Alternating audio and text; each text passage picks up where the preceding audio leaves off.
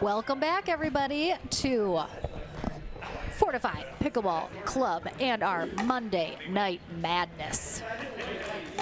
We have a very special matchup here as we're about to crack into 2026 and our excellent showcase of our local talent here in the Southeast Wisconsin area.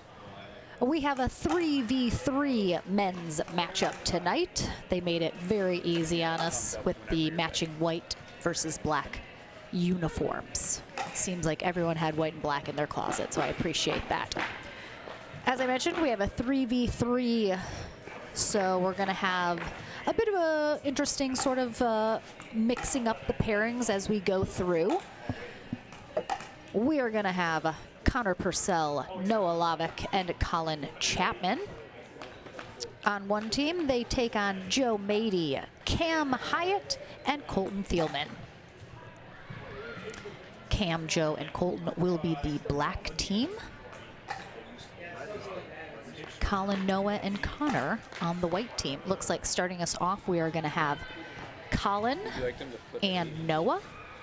On the white team, they're taking on Joe and Colton to get us kicked off here.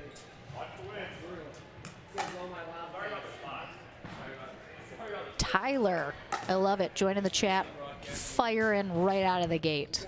Love to hear it.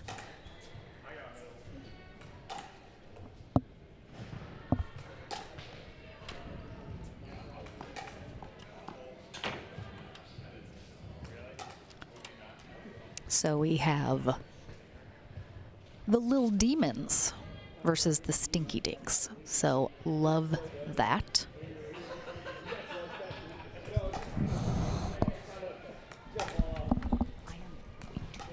I turned all this, it's not that, it's this. All right, everybody. Luke Maldonado in very official refereeing capacity this evening. So, Joe Moede, Colton Thielman are gonna start us off. Colton is on the right, just serving. Joe on the left there for the Stinky Dinks. On that far end for the Lil Demons. Colin is gonna be on the left, starting off the serve after that side out. Noah on the right. Also, I don't know if it transfers on camera. Noah is about 6'7", I'm gonna say. Absolute giant over there.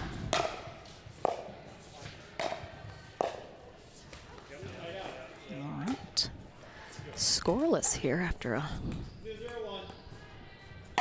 couple little rounds. Let's see who's gonna be the first to crack on that scoreboard. Oh.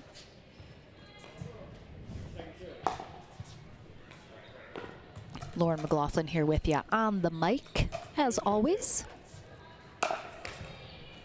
All right, well, this has been an interesting start to tonight's festivities. It's still scoreless.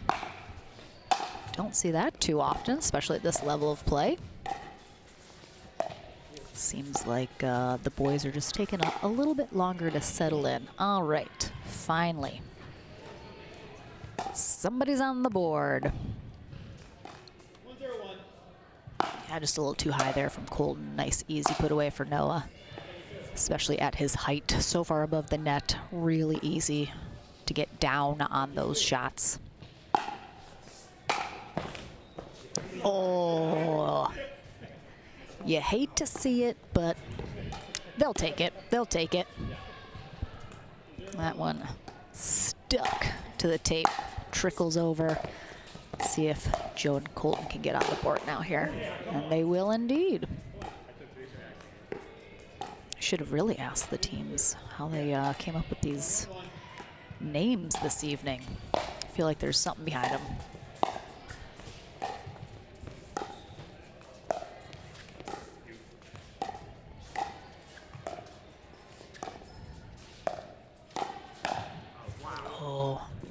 Colton anticipated that really well on that two-handed backhand, just didn't quite get on top of it enough to keep that down, sails it long.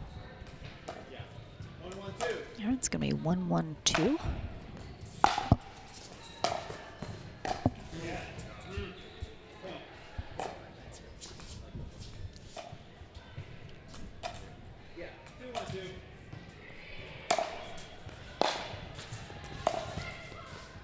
Ooh, that's going to sail just wide there, but both teams now on the board. We'll see if one of these teams can get a little something going here after a slow start for both sides.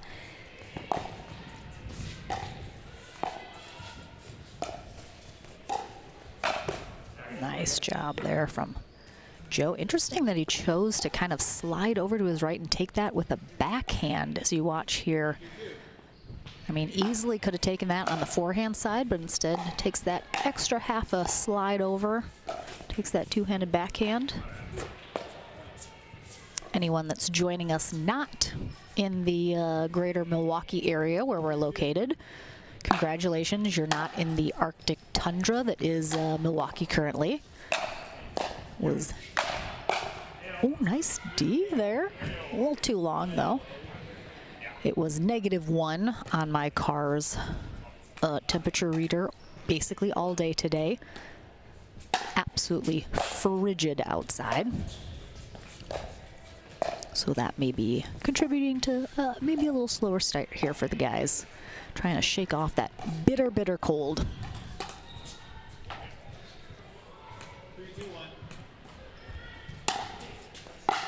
Nice serve there from Colton. Oh, that one. That's the thing with those really hard drives. If you clip the net, there is not a whole lot that's going to happen except that sailing long. Especially if you just tip it just enough. Ooh, that's going to be well long.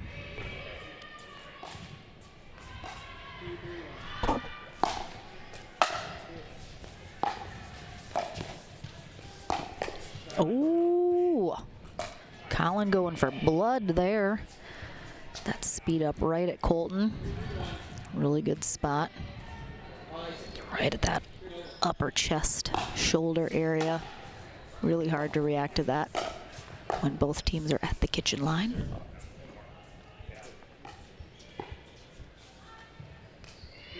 So what is our format this evening? How many games are we playing? Yep, 3. Double round robin, so we'll have 6 games. Oh, good. Oh, nice hands, but Colton tagged once again from Colin in the end. A really nice little exchange there.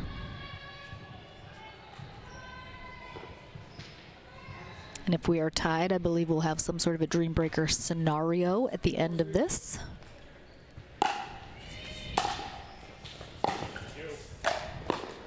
Yeah, just way too high there from Noah on that drop.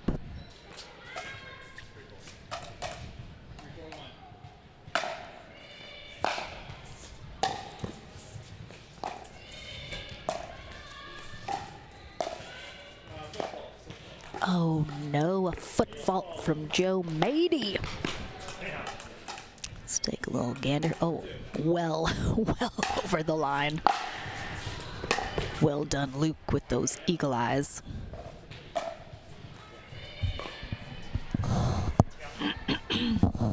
Pardon. All right, 4-3-1 here in this first matchup.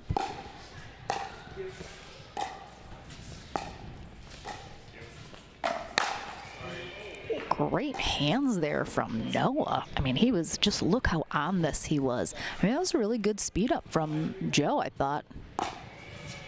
Maybe a little high.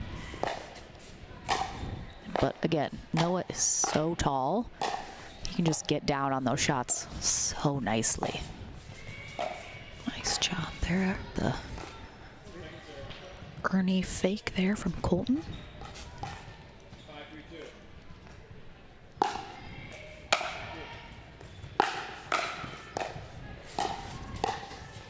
Nice reset there from Noah.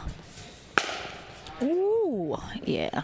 Don't mind the lob idea there from Colin. Just left it much too short. Really easy put away for Colton there.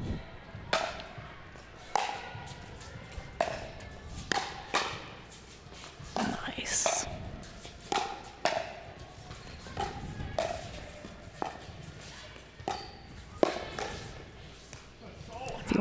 all 4 of these guys, all 6 gentlemen are kind of in the 5.0 to 5.5 duper range in their skill levels. Some maybe a little bit above that 5.5 range, but if you watch all these guys, they do a really great job of the split step, which is so crucial in pickleball. You never really want to be taking shots on the move, either running through it, kind of fading away from them. So if you watch them, they just do a really nice job of, as they are moving up in the court, really taking the time to do that split step and stop so that they are stationary for either the speed up, the reset they're trying to hit. Just makes it a lot easier when you are not moving and you're in a good sort of solid stance.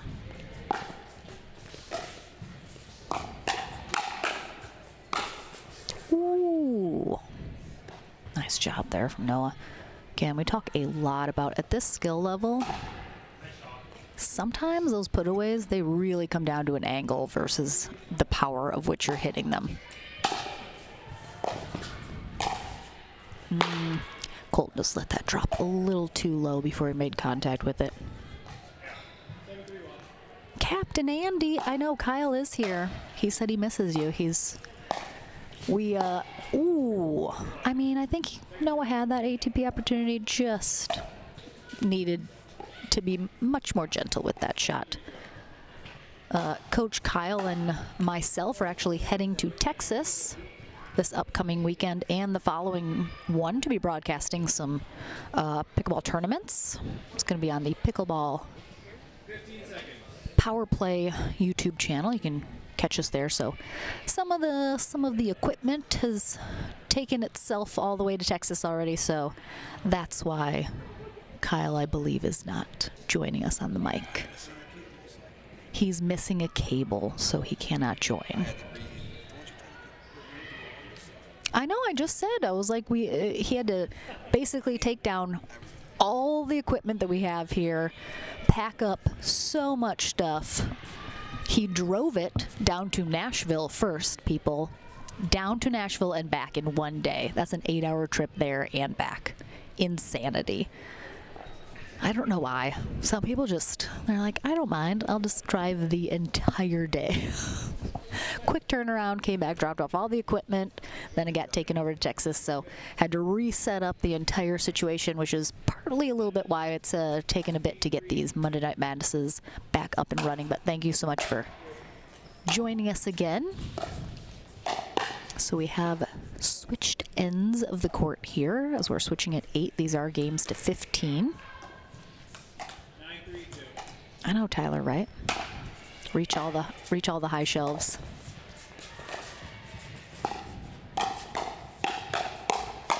Wow. Colin did a really great job. Oh my goodness. That was really nice. Colin does a great job getting down on those shots, and then just that nice easy flick back behind Colton. They're running here.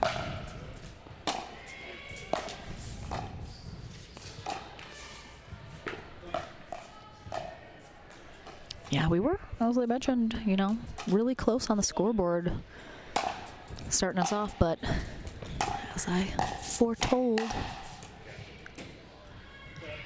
the little demons have indeed caught fire and are running away with it a bit here. Yeah, good time out there from Joe. Yeah, these are just kind of uncharacteristic errors from these two.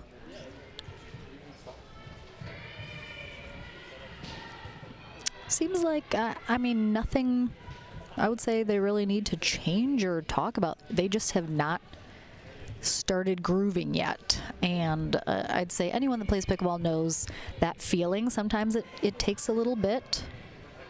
Sometimes you're just having an off day, an off game. And it just seems like Colton and Joe are just a touch off right now. Just not really executing the shots like they want to. I think watching them, it's clear not a whole lot of strategy change needs to happen. I think they're where they need to be. They're just not either, you know, don't representing that Fortify shirt. Thank you for the shout out, Joseph. I wonder if is his full name Joseph? I just assumed it was. It might not be. But again, just they're dumping some dinks into the net. It's kind of missing some shots, not coming out on top of some of these hand exchanges. Let's see if they can get a little something going here after this timeout. And that is a good way to start, coming back in, getting that side out. Oh, I thought that return looked like it might have been out.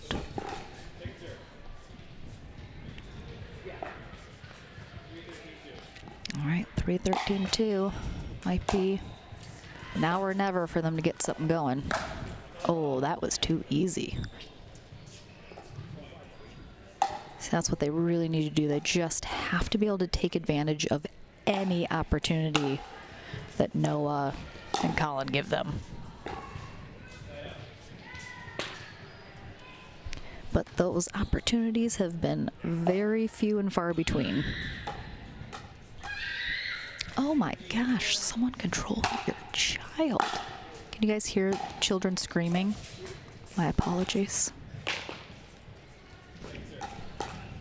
Again, not an amazing choice there for Noah, but when you're up 13-4, you can play a little looser.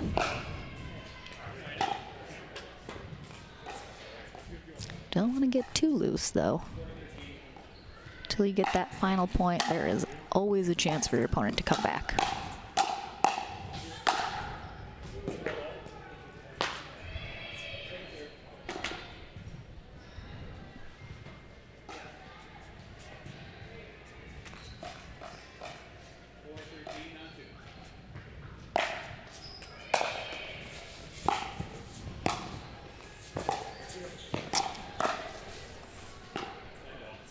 They just haven't been able to keep their shots down. That's really, I would say, their biggest issue right now. Just shot, foot fault and the ball into the net. So double whammy on that one. Yeah, Joe's definitely gotta just be a little more mindful of how close he is to that kitchen line. Got a game point here. Yeah, definite frustration there, especially from Colton. They just did not play well that first game. That's all it comes down to, honestly, and doesn't mean that's how it's going to go the whole night, but kind of an easy first game there for the Little Demons. We'll take a break, and we will be back into game 2 right after this.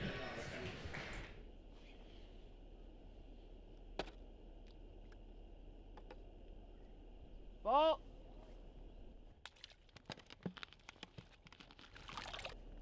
That's my ball. Fan. Sorry.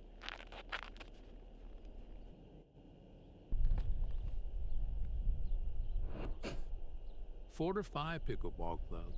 Come inside and play.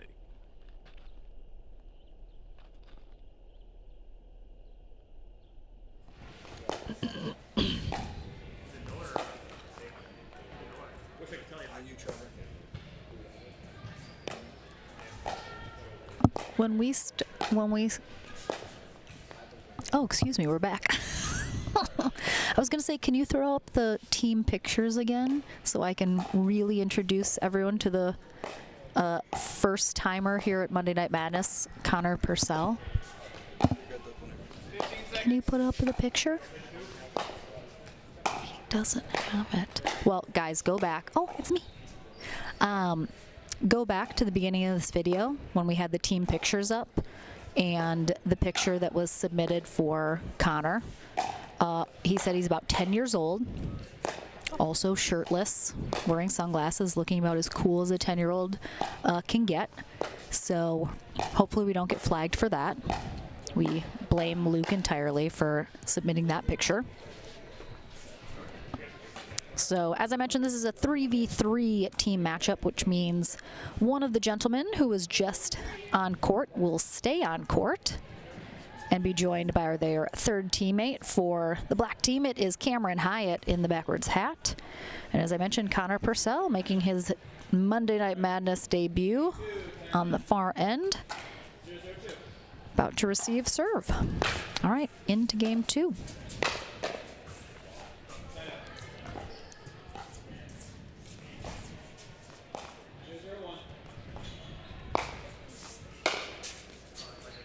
All right, well, not a super strong start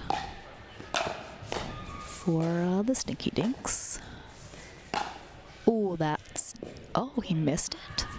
I thought he got it in that back corner. I was gonna say that was a gorgeous shot there from Cam. Do love that.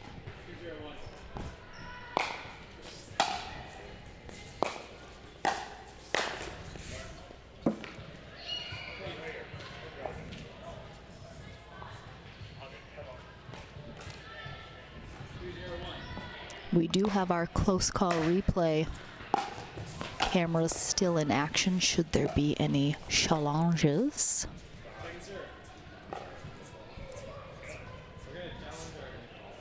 Oh. Wow, I manifested that. We have a challenge on that sideline. I guess the call was in.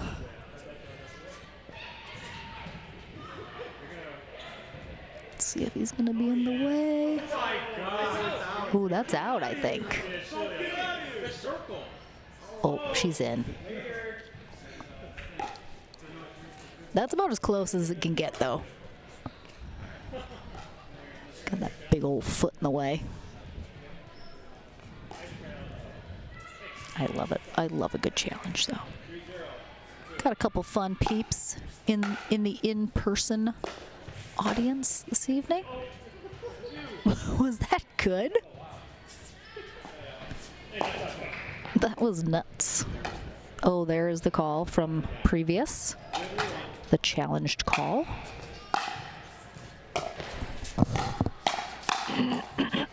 Ooh, what a pickup from Cameron. Ooh, that one sails just long.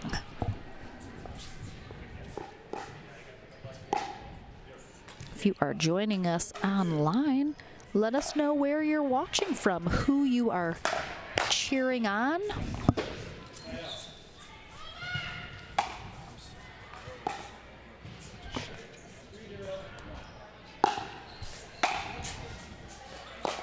Ooh. I think Cameron definitely thought that might be going long, but it looks like it landed right on that back line.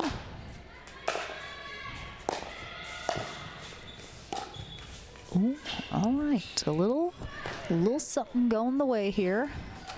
I mean, I don't want to blame it on naming your team the Stinky Dinks, but I don't know, maybe that was just a bad omen. Like, are we implying that everyone on this team smells? That they don't shower or have proper hygiene? That's all I can really imagine.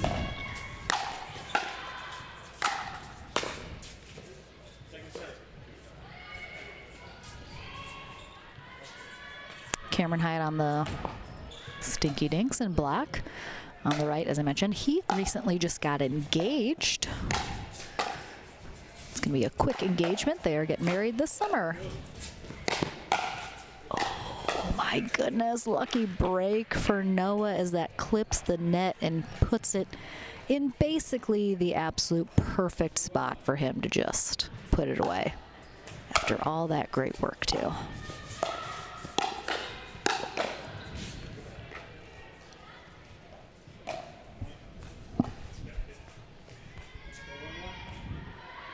That was actually a foot fault from Joe again that Luke missed. He drug that back foot into the kitchen line when he hit that last shot. Can't catch them all. All right, 4-1-2.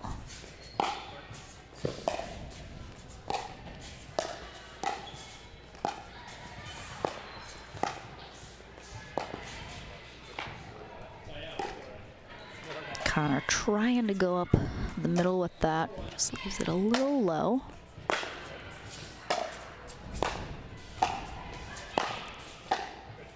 Ooh, yeah, I thought he was flirting with that sideline a little too close.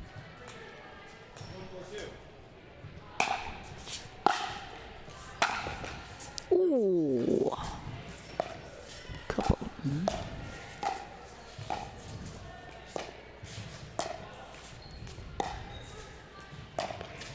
That was.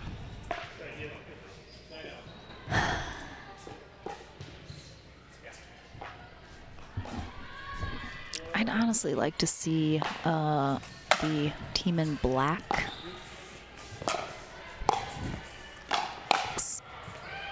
I'd like to see them switch up the stack. They're stacking Cameron on the right and Joe on the left. You can see Joe just gave the sign to switch to Cameron there. Nothing is really working for them right now in terms of getting momentum built, doing anything. And when you're stacking, one of the absolute easiest things, oh my gosh, Noah and those go-go gadget arms. Oh my gosh, if they come out on top of this.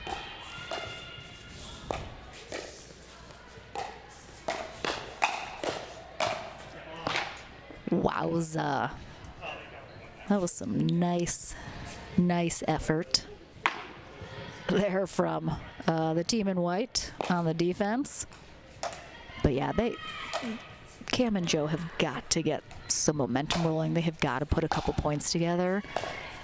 But like I said, if that's not happening, if you're stacking, one of the easiest and quickest ways to try and change it up, try and mix it up, see if something will help, is to either stop stacking or at the very least mix up the switch on the return. Maybe don't always switch. Maybe a couple times you decide to stay. But we're getting a little momentum building here. So perhaps, yeah, that looked just wide there. From Connor, as I mentioned, Connor on the far end, on the right currently. His debut this evening.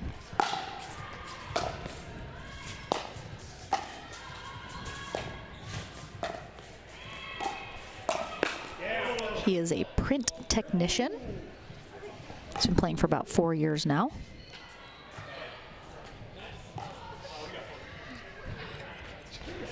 His proudest moment was pickling Ben Ramsey in his first singles tournament ever.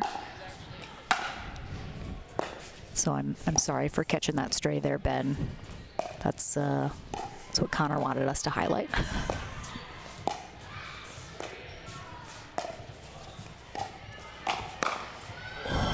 I mean, they've got a couple lucky breaks here in the midst of building a little momentum, but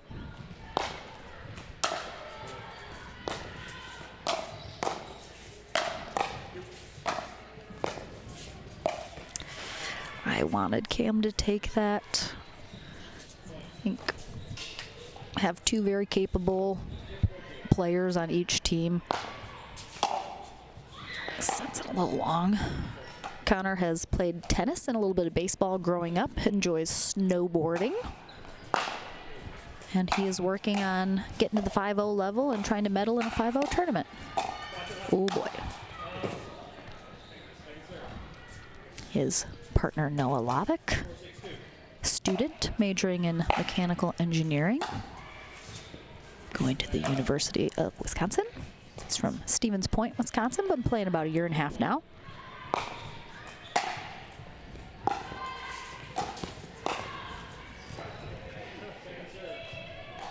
Played tennis, soccer, and basketball growing up. No surprise there. Enjoys hiking, scuba diving, and running.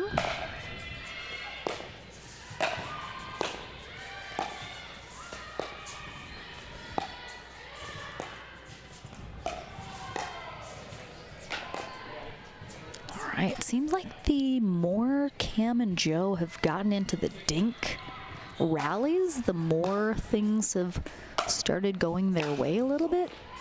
And Connor and Noah are starting to let those errors creep in. We've seen Connor miss a few shots like that into the net. Just, oh, that's what he wanted right out of the gate earlier in this game.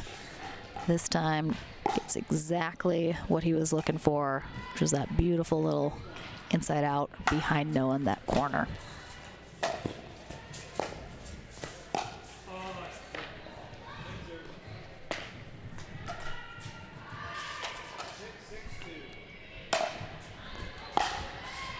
Tyler, I'm really appreciating the smack talking game that you're bringing to the chat right now. Currently, no one's really joining you, but I appreciate that you have taken up the mantle.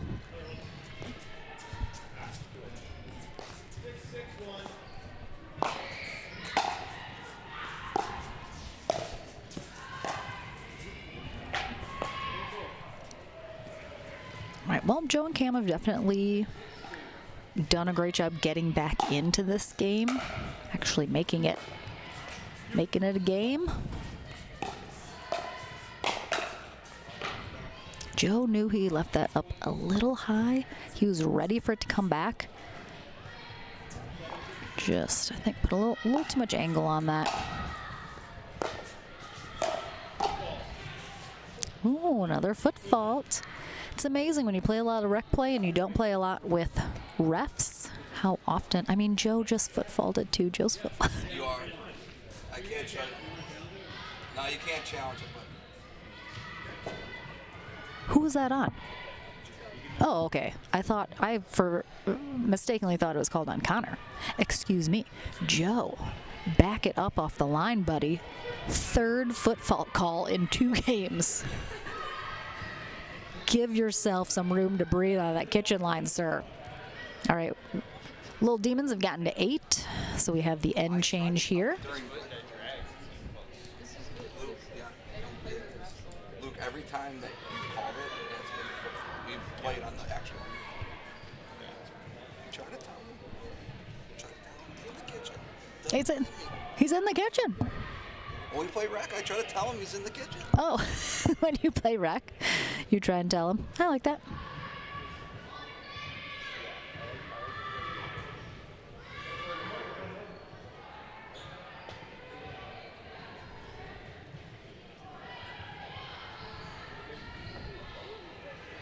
All right, let's see if Joe can back his butt up off that line. Joe is from East Troy, Wisconsin. He is an electrician here in the greater Milwaukee area. He's been playing about 3 years now. Played tennis, soccer, cross country, and wrestling growing up. He strikes me as a wrestling guy. I don't know why. He does enjoy golf, working out, hanging with his friends, really anything, being outside and active. What happened? Did he just foot fault again? Bro.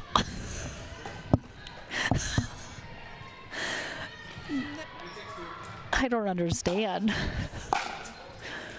Get like a foot off the kitchen line at this point. It's gonna just get in his head.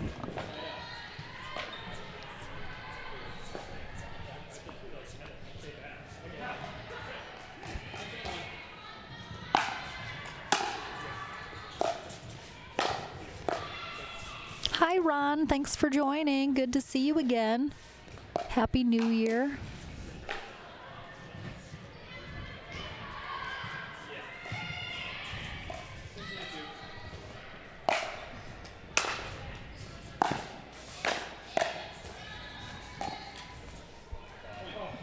Okay, okay.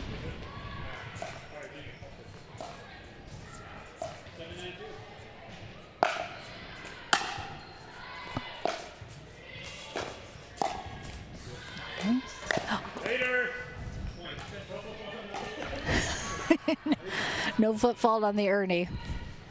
Well, let's find out.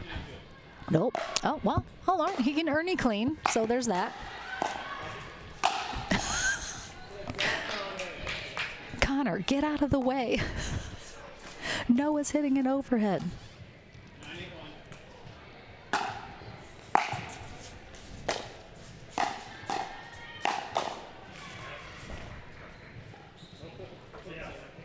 Hi, Melanie. Thanks for watching. Congrats to you guys.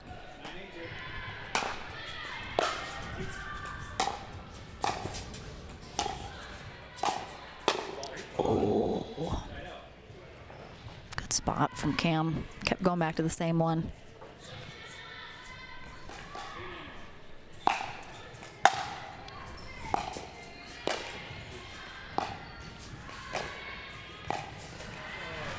Ron says Happy New Year to everybody.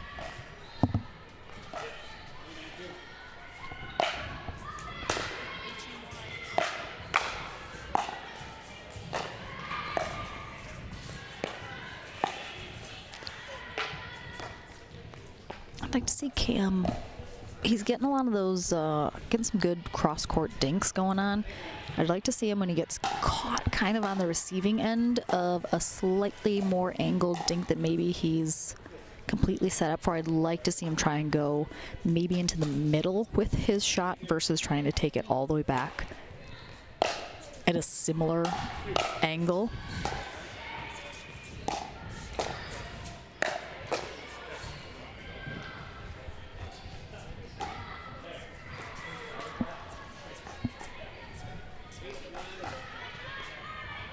All right.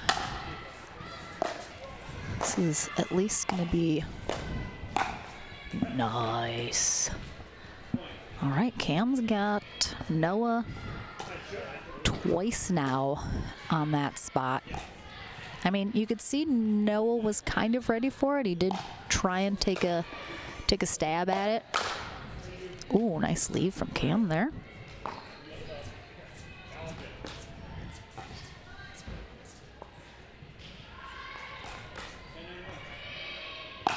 And the Stinky Dinks have taken a lead. Oh, just like that. That was just like what I was talking about with Cam. You could see there Joe got a really angled cross-court dink. And then he put it back in the middle. But then leaves that one up crazy high and pays the price.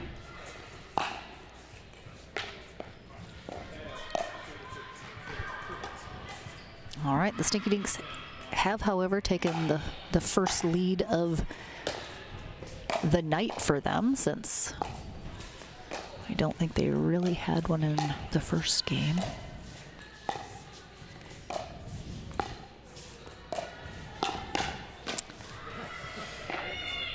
Again, you really gotta be careful. That works out, and I don't mind it. When you start going cross-court dinking with your opponent kind of on the opposite side of the court as you. Good defense on that first one. What happens as you continue to go cross-court a little deeper and deeper each time, if you make even the slightest mistake and leave that ball up just a hair too high when you're going all the way from one side of the court to the other, their partner is there to crush it. All right, make that 3 out of 3 now for Cam in that spot. Noah has really got to shut that line down.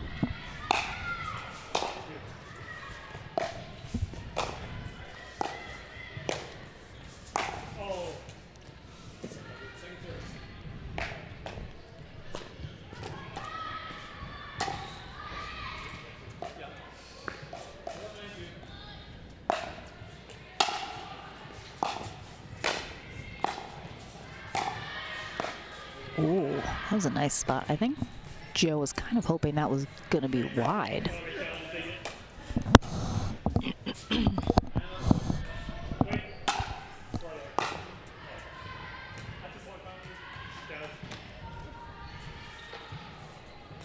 Just a little long there on that serve.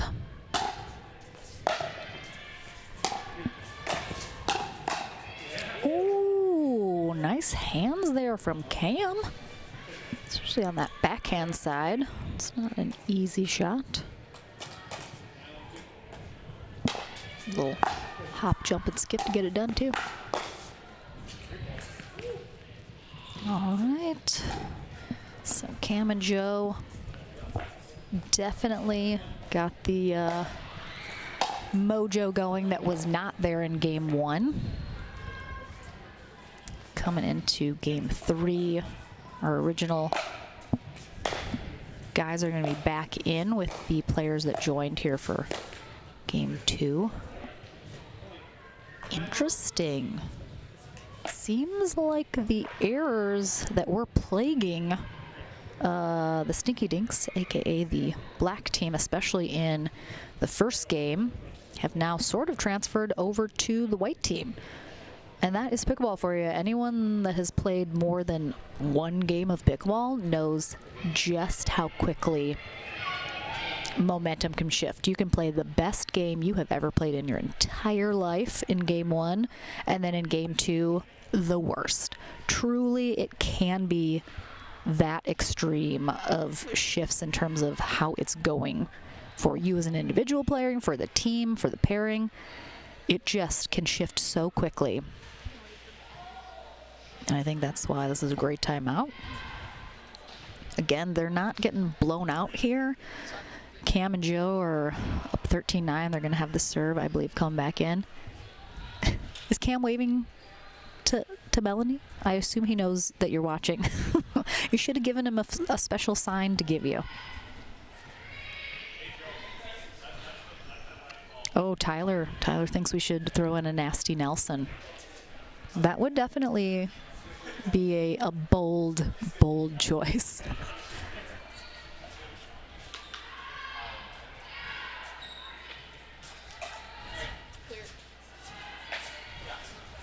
All right. Ooh, they're on first serve here too. 13-9-1. Oof. Oof again. Ooh, okay, Cam.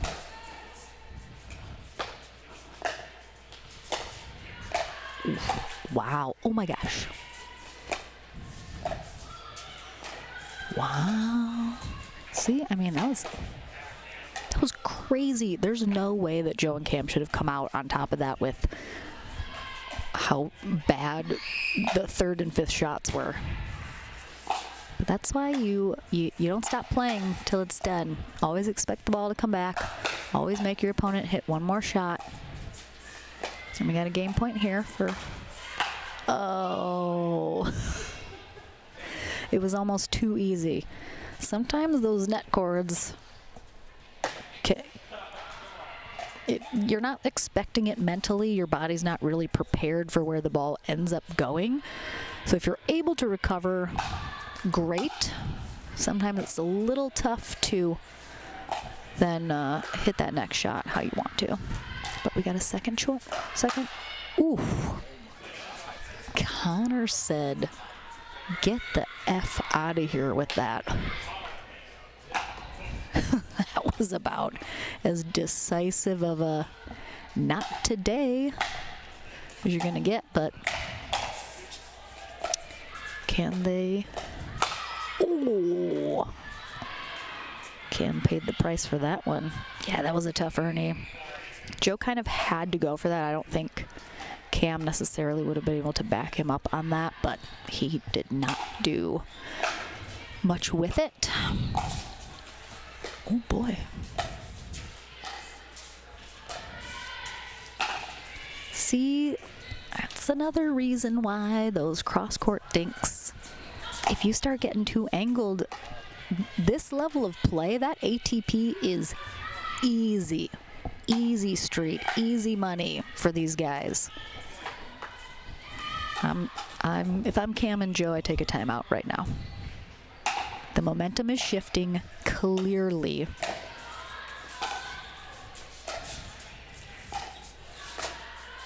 Nice. I love that Joe put that back in the middle instead of trying to go all the way back. Oh, and there's the timeout.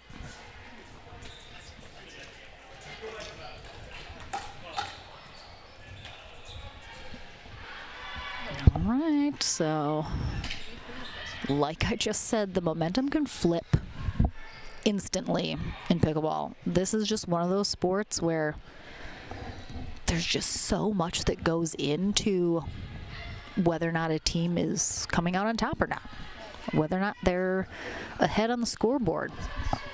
Just a lot of factors that go into that cauldron to create the perfect spell. And it doesn't always work all the time. But that timeout that the little demons had clearly was enough to kind of get them to reset mentally, try to lock back in, and they've done just that.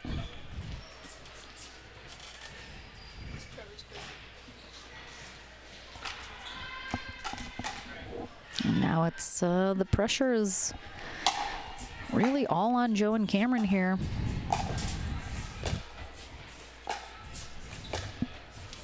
I mean, I like that. I like that change up from Joe. I love going in the middle. I really want to see them kind of mix up what they're doing with these dinks. All right, everybody's looking to attack. There it was. I was like, everyone's doing a really great job being patient, but ooh, I could tell every single one of those guys was itching to be the one that got just that slightly too high of a shot. Wow, massive, massive hold there for Cam and Joe. They're gonna have 2 more shots to close out this game. Ooh, and they get it on a serve returning into the net. That hurts. Oof. All right, we're tied up here, 1-1 now, as the Stinky Dinks, who I can only assume again, as I mentioned, just don't like showering. Gross.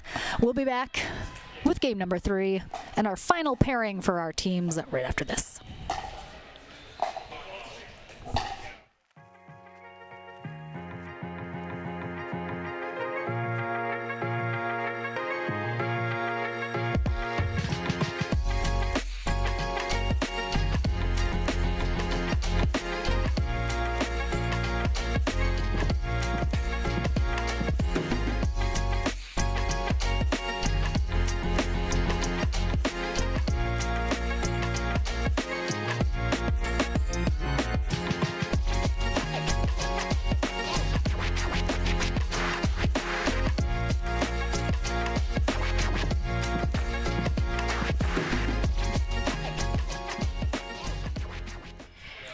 Welcome back, everyone. As our final little commercial just mentioned, please subscribe to our Fortify Pickleball YouTube channel if you have not yet. We do have a lot of new subscribers that have joined us since our last Monday Night Madness, so if you're one of them, thank you so much. We'll be rocking these out now into the new year here. New pairings, new formats. Trevor, come say hi to me. Come say hi. Put me. I didn't know I wasn't gonna have a camera on me. I actually tried to look nice. I looked nice this evening, and now nobody's even gonna see it. Oh. Hi guys, look. Look, I did my hair. Look at this giant ass puffy thing that I'm wearing because it's freezing out, like I mentioned. It's AB. See, look how nice I looked for everybody, and then I don't even get to talk into the camera. All right, okay, that's enough. That's enough. That's enough. That's enough.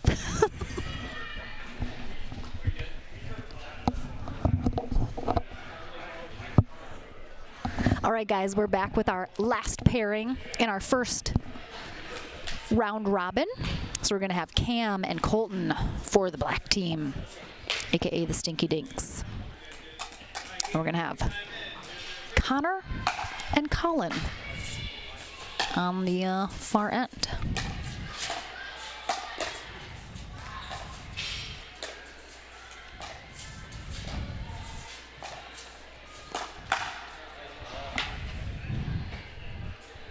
Good pull there from Colin. I think we're going to see a good amount of that. Colin definitely likes to speed speed up that shot. Oh. Okay, okay. Okay, okay. Okay. I think that might have been a bit of a happy accident, but doesn't matter how it gets done. I played with Cam earlier, or at the end of last week, and I mentioned how I love how he does that. He has kind of this full circle he does with his arm on some of his shots, and he said he didn't even realize he does it. And I was like, you do it all the time, Cam. How do you not know? Oh, these children. I hate it so much. All right, Cam and Colton take over here in a bit of a hole here. Again, we are tied 1-1 in this first round of our round robin. Cameron Hyatt, in addition to recently becoming engaged, is a 5th grade teacher. I actually know they got engaged during winter break in South Carolina. I heard the minimal details when I saw him last week.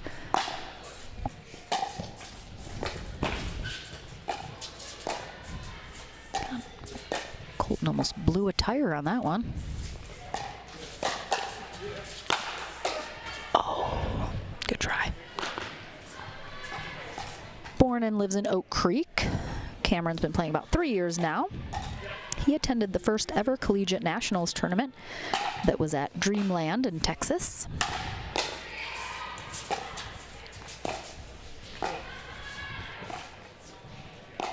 Played basketball, table tennis, cross country, track, and baseball throughout middle school and high school. He enjoys playing the drums, disc golf, puzzles.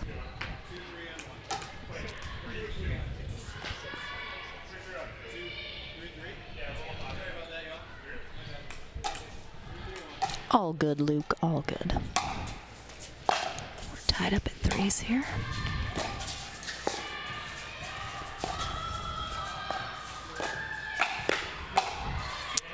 Whew. Thought that had a chance of not staying in there. But good hands there from Colton. Colton, also a college student attending UW, double majoring in mechanical engineering and physics. So, okay, we see you, smarty pants. Oh! He's from Stevens Point, Wisconsin. Been playing about 4 years now. Played tennis and soccer growing up. He also enjoys himself some disc golf, bowling, downhill skiing.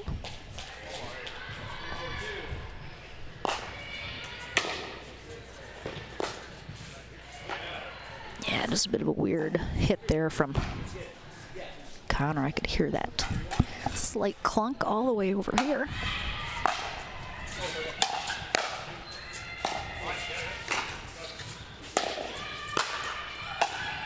Oh no. Whew. Bit of chaos during that rally.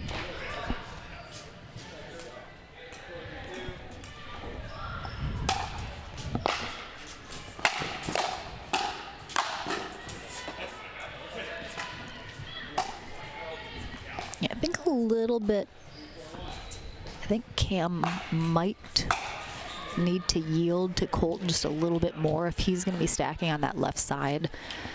Kind of give him a little freer range of that middle of the court action. There's been a couple times, bit of a,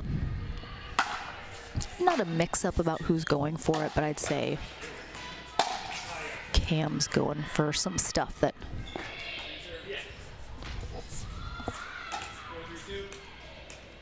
might be better served just leaving to Colton like that. Yeah, they really got to talk. They got to say out loud yours and mine if there's going to be that slight confusion about balls in the middle. I mean, that last one, that was, should have been Colton's 100%. There's no scenario where Cam should have been the one to go for that, and I think that as well. I think they're getting a little bit hesitant about stuff in the middle. That one they just let sail by, easily stays in. I think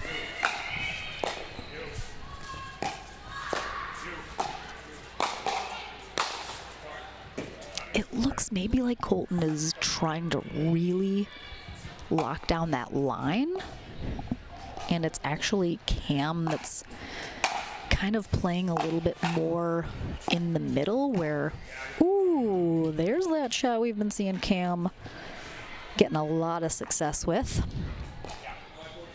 Normally you would see the player on the left who's going to be kind of the more dominant player take a lot more of that space in the middle.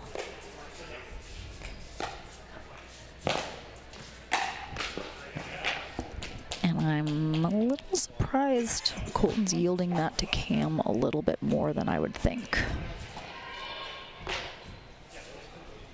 Good spot there from Colton.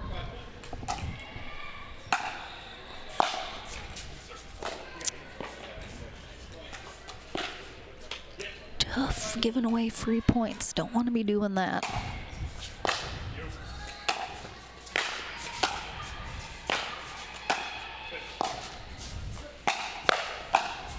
Ooh, oh, that's some nice hands. I think I saw about 3 of the full wind-up shots from Cam during that rally. All right, 5-5-2. Yeah, that was a little, I mean, Colton basically fully jumped in the air hitting that. Obviously, with that tennis background,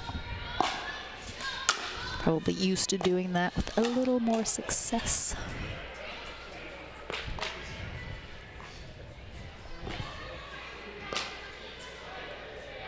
Ooh, foot fault. Yes. Good call from Luke. Didn't even hear the call.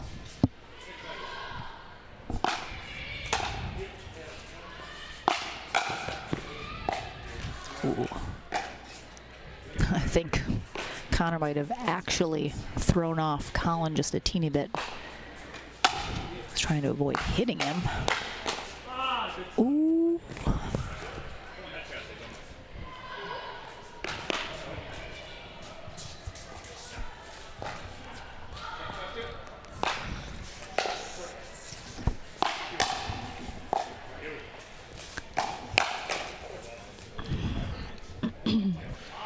I think Cam had that in the air here. I mean, yeah, that ball landed almost on the kitchen line. I wouldn't say it's 100% of a thing that should happen, but if somebody's shot is going to land anywhere within a foot of the kitchen line, and there's no obvious reason why, that should probably be taken out of the air. If you're in the correct positioning relatively close to the kitchen line, you have to physically back up to let a ball hit the ground anywhere near the kitchen line. And if that's the case, you should be taking it out of the air. All that happens when you let that ball bounce is you're, one, allowing your opponent time to get closer to the kitchen and set up for that next shot, and 2, you're not allowing yourself to stay in an offensive position. You've essentially put yourself a little bit on defense, because if you're taking that out of the air, you're able to get a better angle, a little bit more speed on the shot probably. So general, he didn't even touch the ball.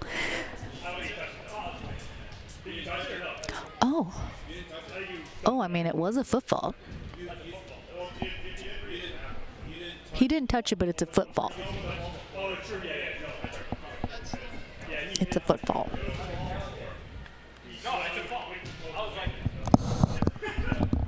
Yeah, it's a foot fault. It is. Look at him. It's the momentum. He's momentuming the whole time. And then he tries to jump.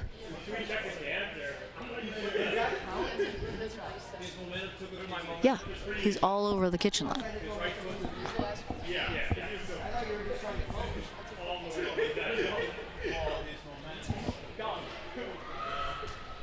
The question is, did his momentum stop after this first shot right here? No.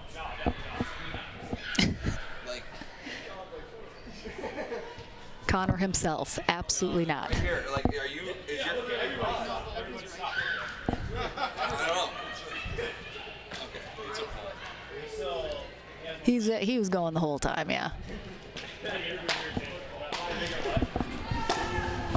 You can see her here. He makes contact, and he is continually, he does not hit that next shot. However, he had momentum the entire time through that and never re-established. And you can see as he tries to jump, he is very much on that kitchen line. So that is what the fault is. So if you hit a shot, you could hit it at the baseline in the air, but if you're moving forward and you never stop, that would be a foot fault because your momentum is carrying you in.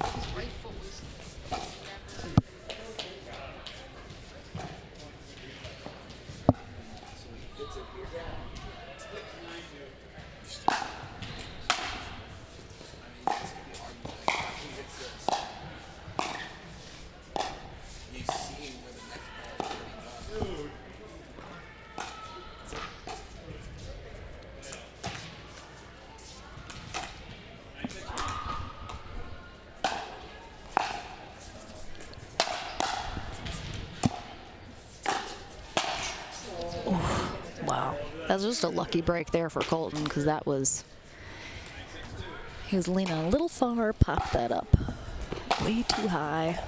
That was a nice job from Cam keeping that ball down.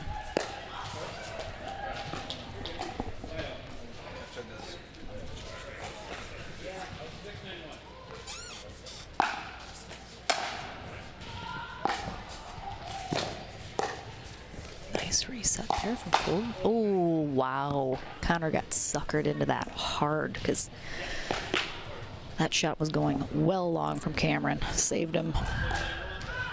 All right, 7-9-1. Ooh, nice angle again. These guys all got a good amount of power in those overheads. However, you're hitting a really hard overhead, but you're not putting a lot of angle on it, the ball is going to slow down significantly once it makes contact with the court. And a lot of times, if you're good at anticipation, you can sort of track where you think your opponent's going to hit it. And a lot of times, it's why you see some really good defensive gets from people.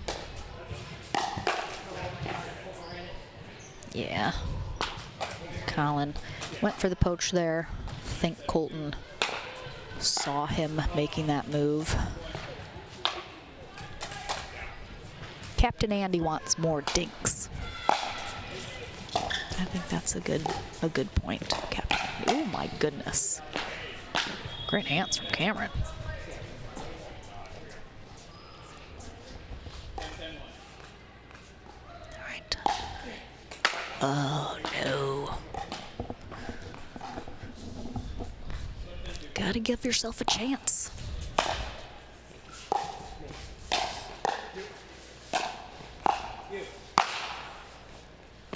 Again, sometimes if you're just trying to swing as hard as you possibly can at an overhead, that can lead to some of those errors like you just saw Connor make where he just dumps it in the net because you're trying to swing so hard, you just come down basically right on top of the ball. And you're not trying to really focus on putting it in a good spot versus just absolutely creaming it.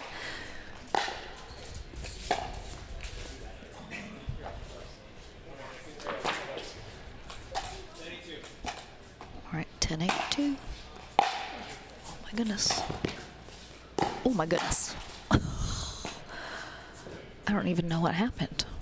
That serve almost looked out. The return almost looked out. And then I think he must not have thought it was coming over. 11-8-2. The little deem. Ooh. I'm pretty sure Cam just got an extra close shave there as that ball flew by.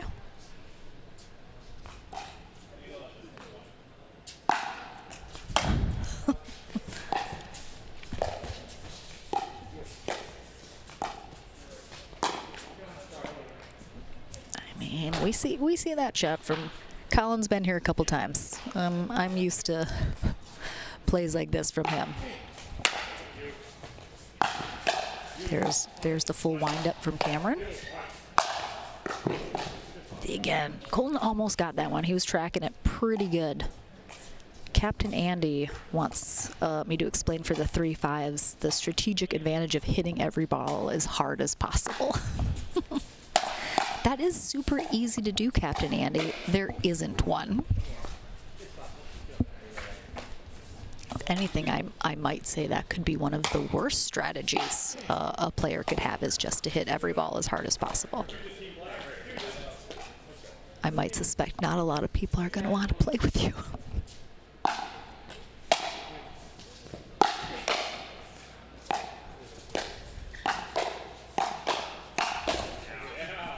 Really nice job there from Cameron. Again, did not overswing. Went with making sure he put it where he wanted it to go.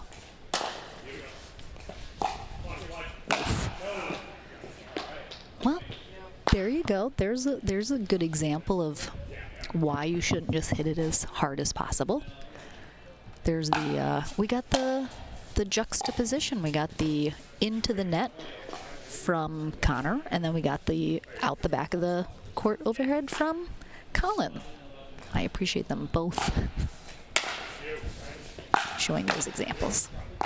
We are tied at 11s.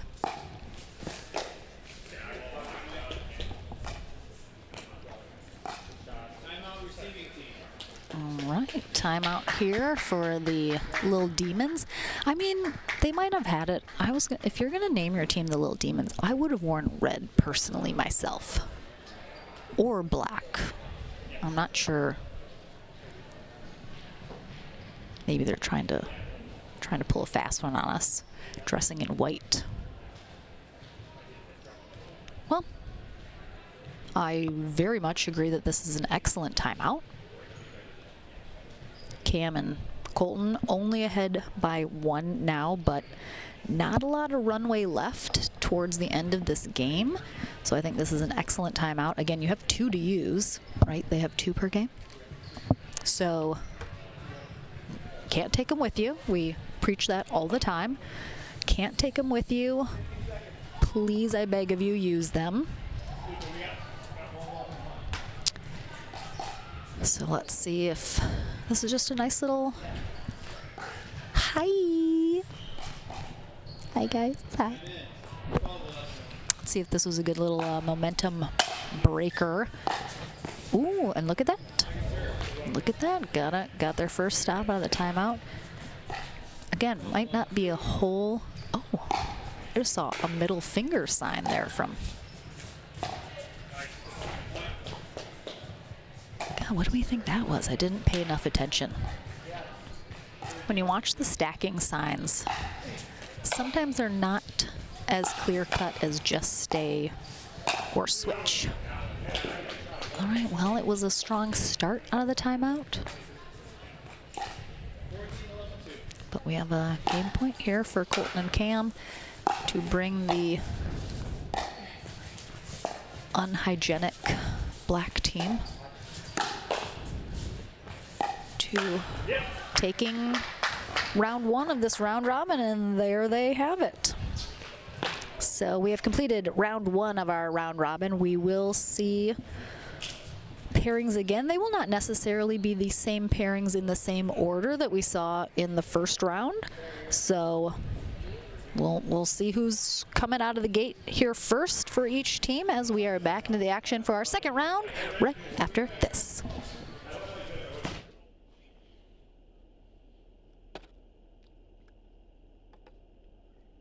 Ball.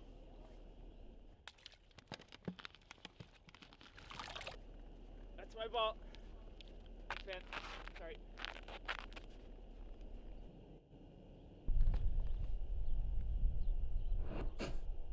Fortify Pickleball Club. Come inside and play.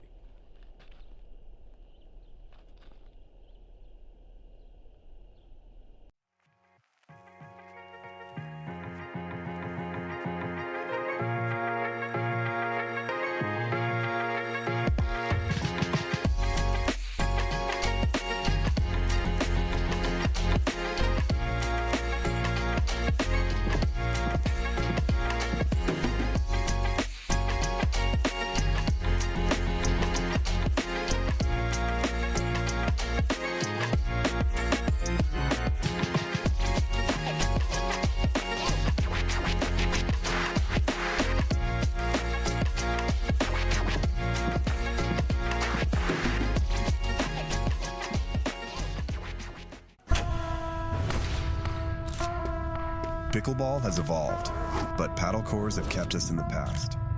Until now. After over a year of R&D and hundreds of prototypes, we've broken through to bring you something groundbreaking.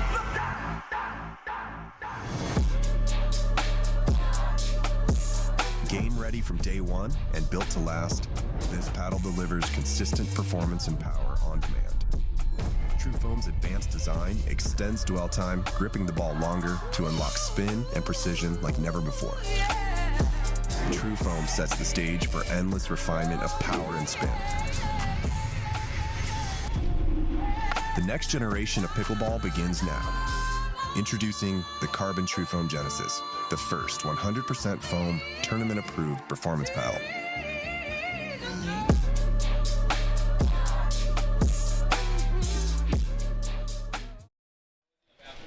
Nationwide is on your side. I am very loud. Is it in my ears or am I very loud to everybody? Can you... I know, but I'm just screaming in my own ears. Hello, everyone. Welcome back. So we are going to have a new, fresh lineup for round robin number 2. Looks like... I told you, I see it all the time during rec play. You just don't believe me. Explain to me why you're called the Stinky Dinks. I've been assuming it's because you're gross and unshowered. I think I poached that name off of a team that I thought was really cool back in the day. I think that's been our team name. I feel like I came Whitewater tournament. What? How dare you? Oh my gosh. All right, well, Cam said he stole that name from a team he thought was cool. And apparently when him and I played together, we were called that as well. So I'm unofficially a Stinky Dink as well. It's not untrue sometimes. All right, so we have Joe Moede, Cameron Hyatt.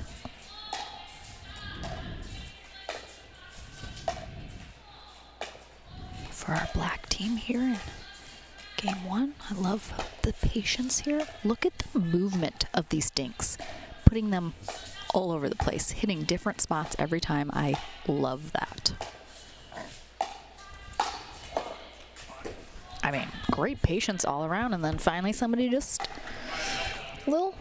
I mean, Cam also, look how far he is off that kitchen line. That's why he left it up so high, honestly, if I'm gonna take an educated guess. For our white team, we're gonna have Noah Hlavac and Connor Purcell.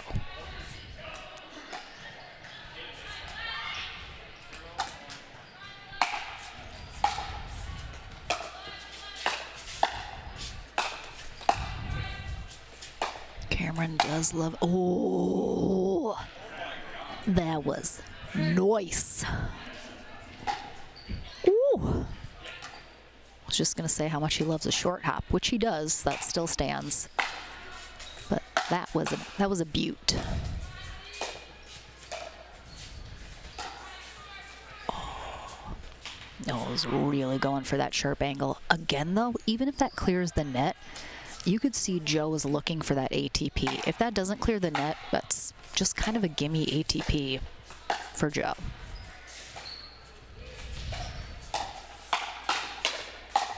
Ooh. Wow, great hands from Joe on that one. I know, Captain Andy.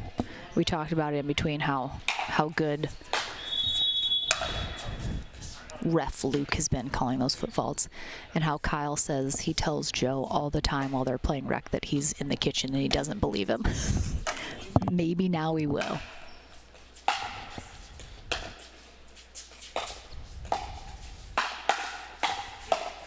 Ooh. Could not get themselves out of trouble on that one.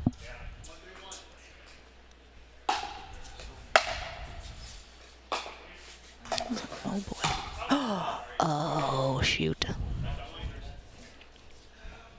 Going well out, but Joe not quite quick enough to get out of the way for that. Got him.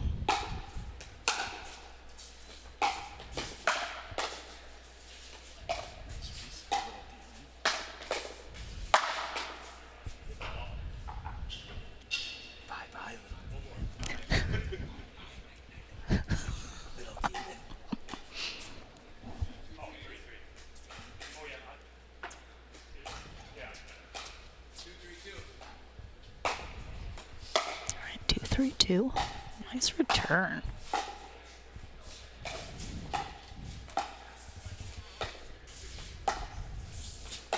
You asked Captain Andy if he went and saw Mo Jib yesterday. Mo Jib. Captain Andy, did you go see Mo Jib yesterday? I feel like I'm saying something wildly inappropriate. Oh, yep, Joe let that drop just a little too low there before he decided to make contact.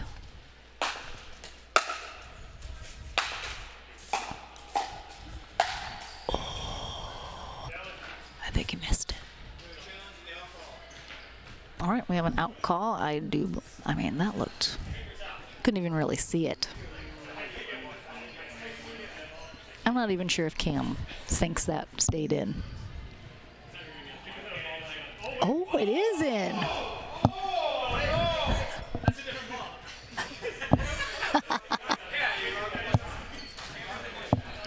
Close call replay does not lie. Well in. I don't blame that as a bad call, however, because when you think about how hard Cam hit that, I mean, truly, your human eyeballs sometimes cannot see when the ball goes that fast past you where it hit. They did not, Captain Andy said. I know, he said frowny face.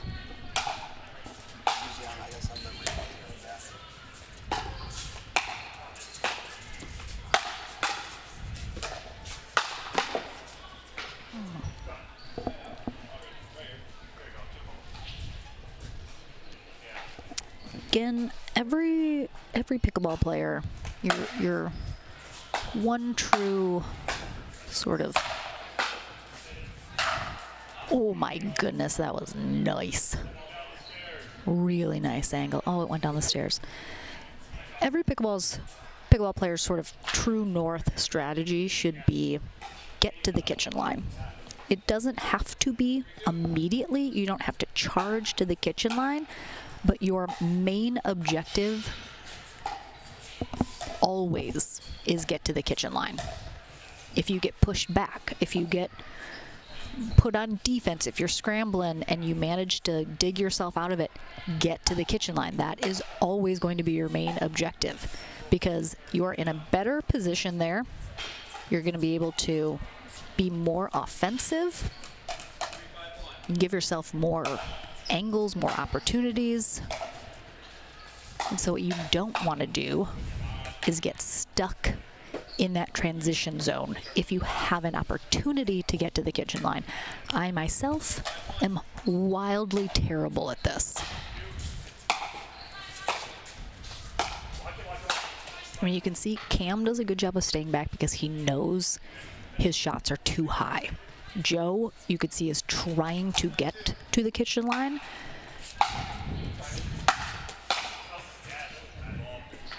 Again, if you know that your shot isn't going to be a good drop or a good drive, keep your butt back.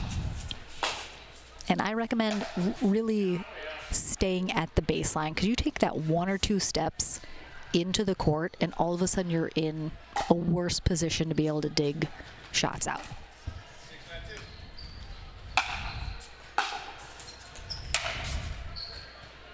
Wow, good leave there.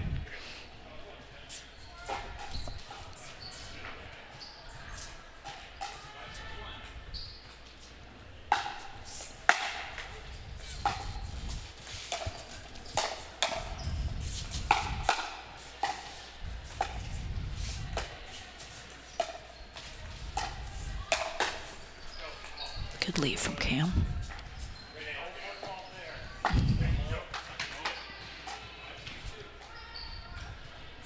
All right, 5-6-2.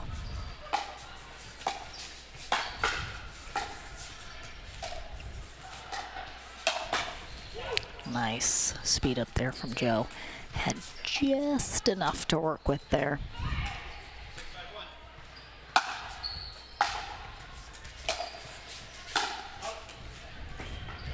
Again, Noah sees that Cam and Joe are staying back, and he wants to keep them back because, again, your objective is to get to the kitchen line and to keep your opponent off of it if you can.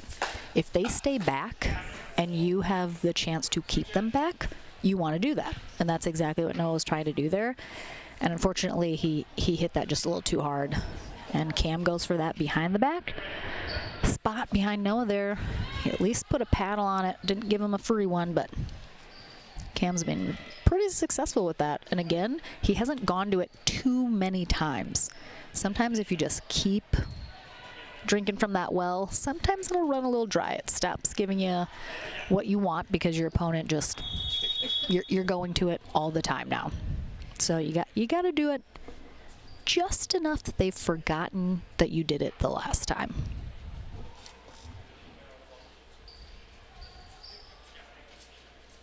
All right, so our Stinky Dinks.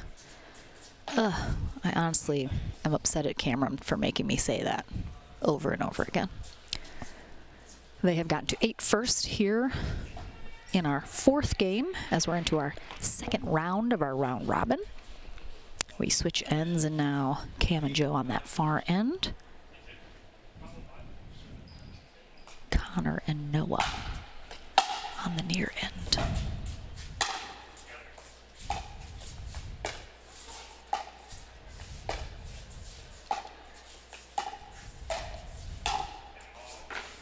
Yeah, Noah just, again, that wingspan is stupid. So if you give him just a little too much, it's not too much trouble for him to put that away. See, there's the opportunity. Joe finally gets a good reset, brings Cameron and him up to the net. If you just watch both teams, you can see them. That is their main objective. Yeah, see, Connor thought that was a little high, so he made a move forward, but then stopped as he was anticipating that shot coming back.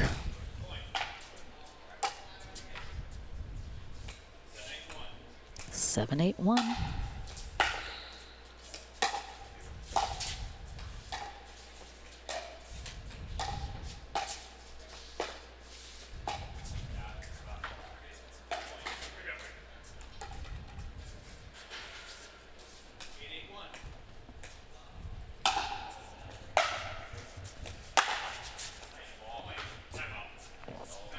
I think Cam definitely thought that was going wide, and it almost did. That was right on that sideline.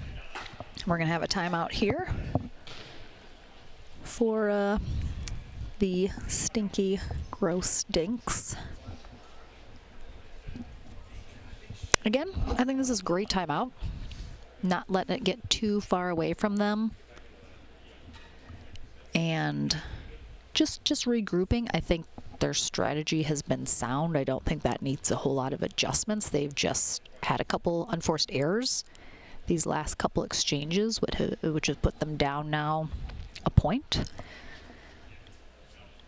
The little demon's still with the serve, so I think a really great timeout just to try and cool some momentum, try and reset themselves, kind of shake off those errors, just refocus on what is their objective.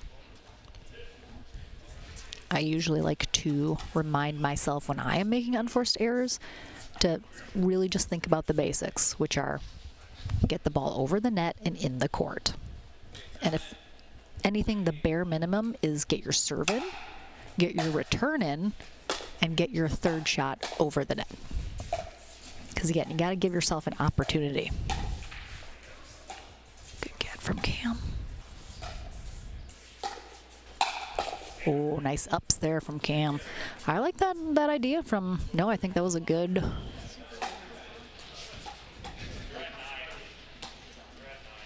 Just didn't quite get it high enough on that lob. Don't mind the idea though.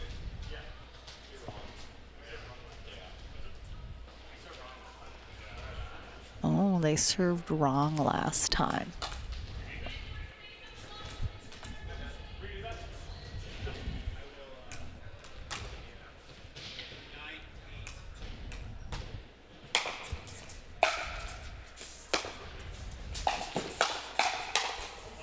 Nice spots from Cam. Max, is Max trying to hype himself up in the chat? Yo, who's that cool guy in the green jacket? Who is that? I love the shameless self-plug, Max.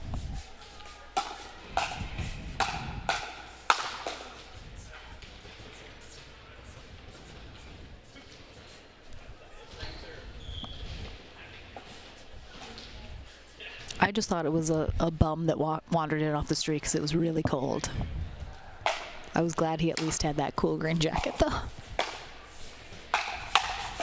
Ooh, Noah was ready for that.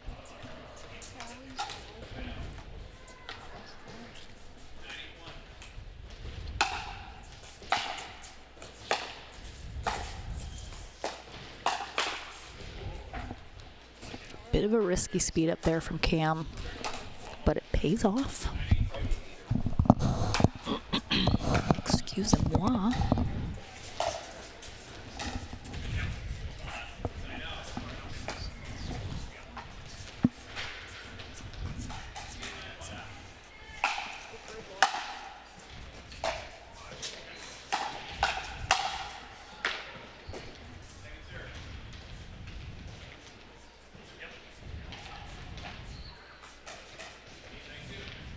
You can see Joe and Cam got caught a bit in that transition zone, not being able to come up farther. And again, that puts you in such a tough spot because now you're just short hopping. You're trying to get shots back. It's just probably one of the places you do not want to get caught.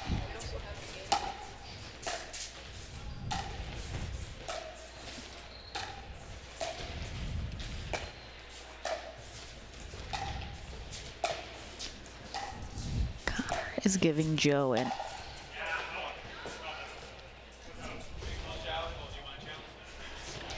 we got an out call here on the ATP. Ooh, I think that might be out. It's out. Not even close. The close call replay.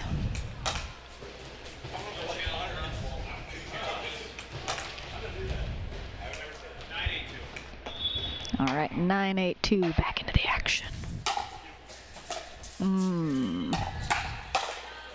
Ooh, Cam has had some good hands on that backhand side, which can be tough to do, especially if that is not your dominant side. Some people really do prefer their backhand side versus their forehand, even if it's not their dominant side per se.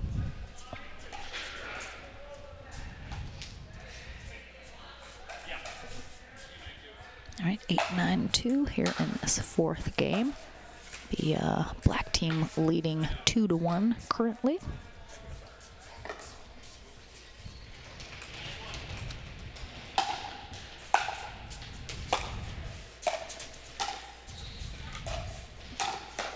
Oh, wow, again.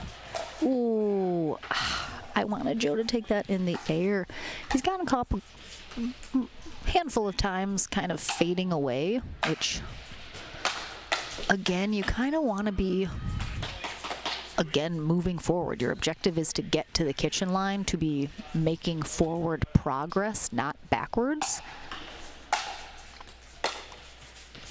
And again, if you're able to hit a shot out of the air versus taking it on the bounce, that should be your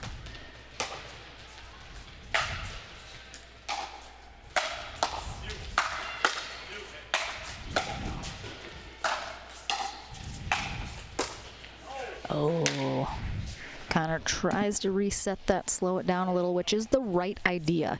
Again, when you're on defense, the opposing team is just hitting overheads at you.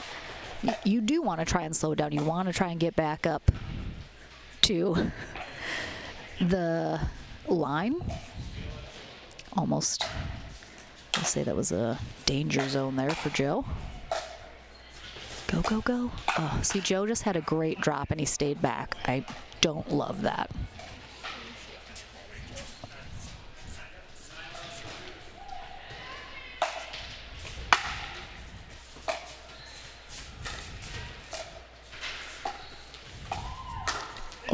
kitchen.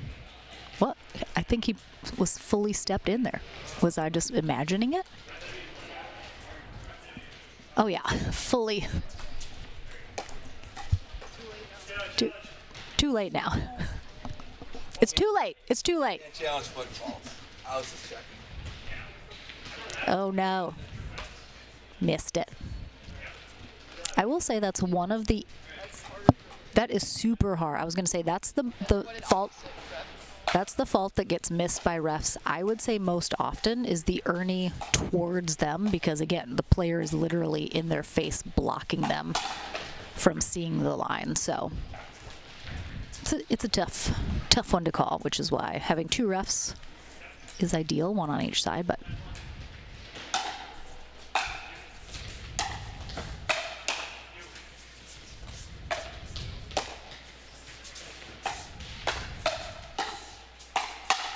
oh boy. Again, I like that Cam took that out of the air and it gave Noah just that hair less time to set up for that shot. And he got the, oh boy, that was, you hate to see that. That's the middle of the net. It's rough.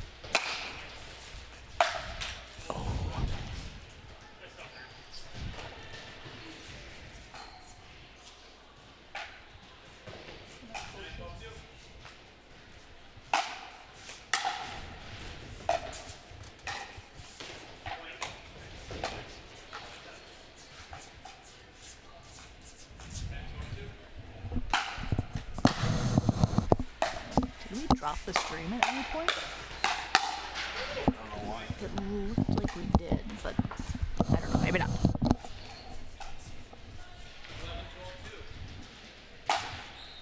Again, Cam being really good on that backhand side. Oh, the switch to the left hand. See, look, there's this. Oh, Joe, you had it. You had the drop to get back in. Oh, you hate to see it. They did such great work, and then I just didn't quite take advantage of what was a super nice drop from Joe. They both should have absolutely crashed into the kitchen on that.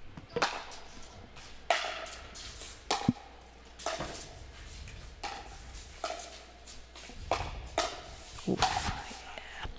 Joe just a little low on that reset. If you're going to reset a shot sort of below the waist, it's automatically going to have your paddle face facing up, because otherwise you're dumping it in the net.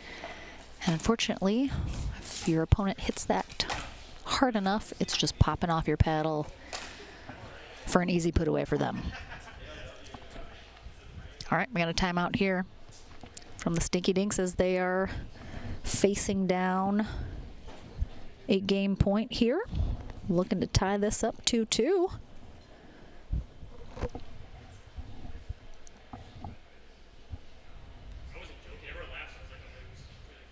Who's everybody got? Everyone in the chats. Who you guys cheering on? I've seen a couple people for different sides. Anyone got any big money on tonight? Any big bets placed amongst yourselves?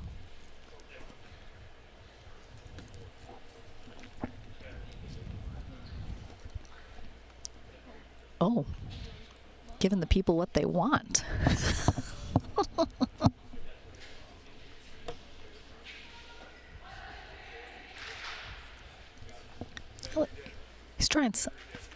He's trying some new stuff.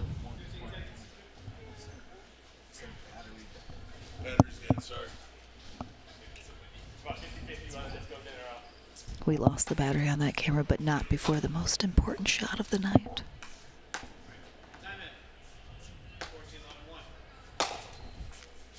All right, 14-11-1. Can they get the stop?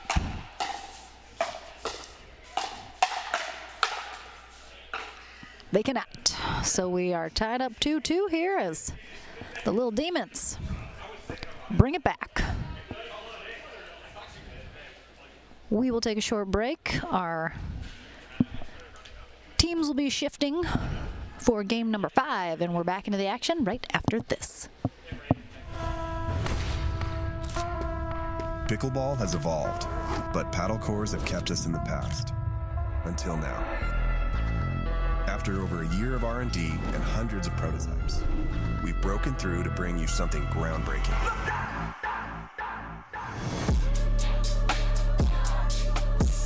Game ready from day one and built to last, this paddle delivers consistent performance and power on demand. TrueFoam's advanced design extends dwell time, gripping the ball longer to unlock spin and precision like never before. TrueFoam sets the stage for endless refinement of power and spin. The next generation of pickleball begins now. Introducing the Carbon TrueFoam Genesis, the first 100% foam, tournament-approved performance paddle.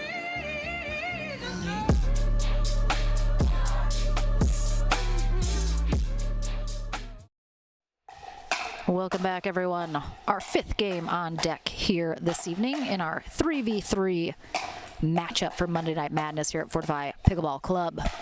Lauren McLaughlin here on the mic. Thank you for joining me this evening. If you are in Wisconsin or anywhere in the Midwest, hopefully you're nice and cozy and warm indoors wherever you're watching this from. And if you're not in the Midwest, I might hate you a little bit right now. My father is in Costa Rica right now. It's his birthday today. So that's definitely a better place than the Midwest, I'll tell you that right now. So we are tied up 2-2, as I mentioned. If we conclude this evening with a 3-3 tie after our 5th and 6th games of this round robin, we will have a dream breaker. I wouldn't be mad about it, I'll tell you that right now. So it's Colin and the little demon? Yep. Versus Joe and Colton. Well, it looks like we're going to have Joe and Colton on deck here for our Stinky Dinks. Who named originally? Like, I'd rather have Cream City. Cream City all day. Then what? Stinky Dinks? Like, why? I blame Cam. Ridiculous. Their dinks are stinky? That's what I just assumed they were stinky.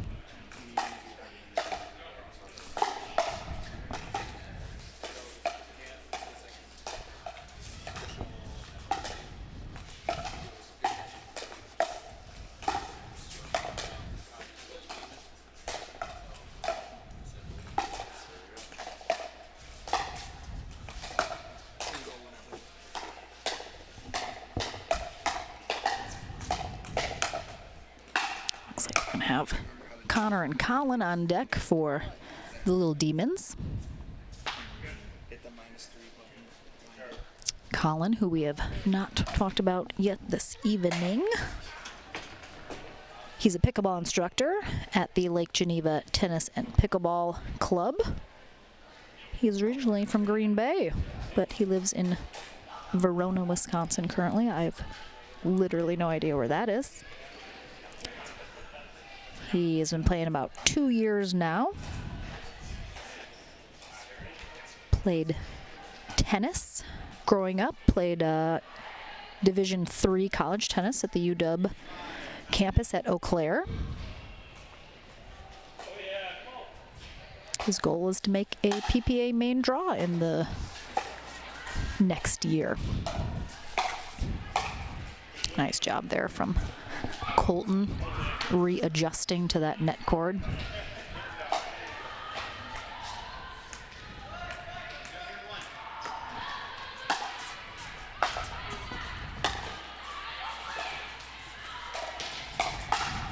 Oh, Colton anticipated that, but it's very high on the body shot from Colin. Kind of his specialty, going for the body shots. Ugh, the youths. Oh, good leave.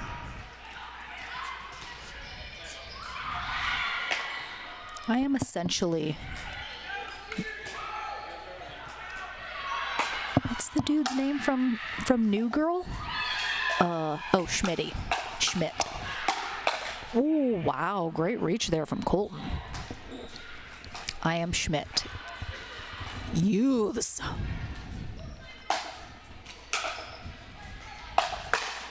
Not a fan. Nice. Colton going for that Ernie if Colin gave him something. Joe did a great job covering.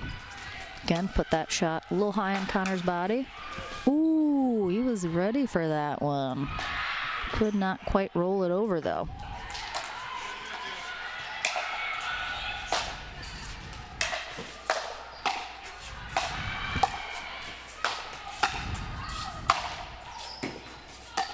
Again, you'll see there, Colton and Joe got stuck in the back of the court.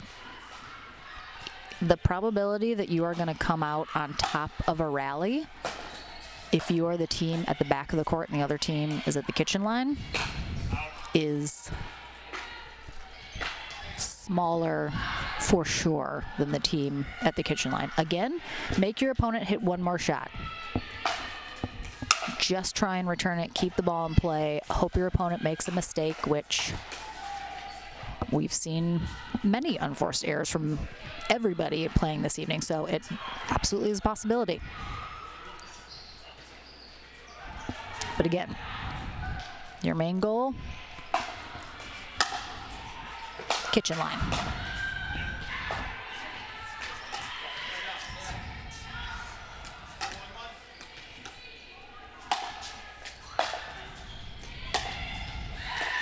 Ooh, thought that might have been out on that sideline there from Colton, but apparently not. Ooh.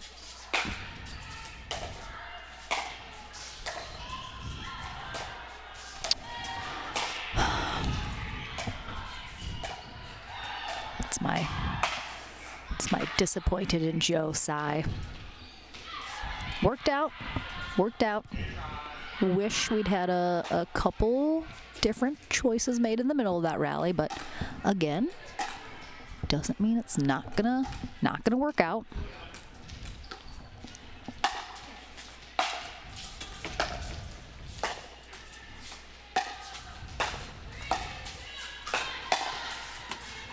Yeah.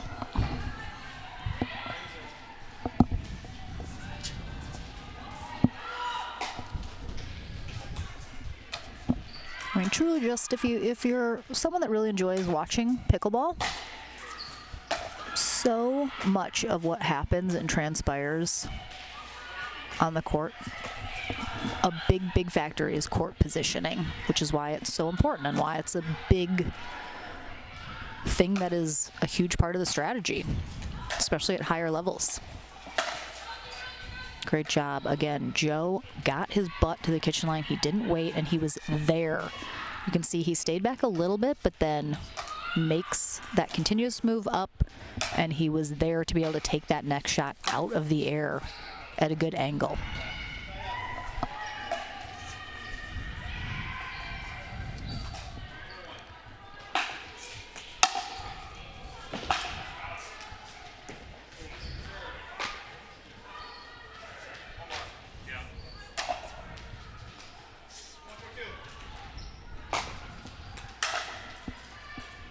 Good deep return there from Joe.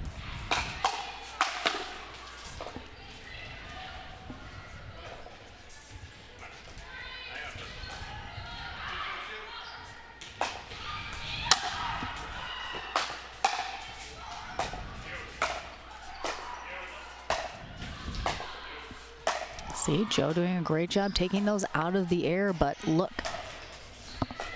Connor just kept at it, kept trying to drop, and he got just a little bit closer each time. Oh, just missed that long.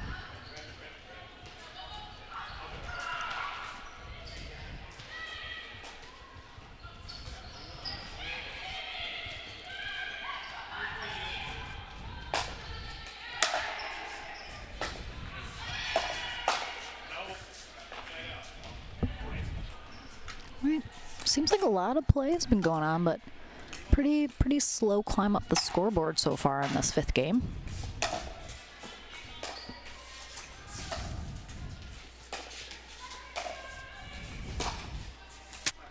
little unlucky / lucky with the net clip there.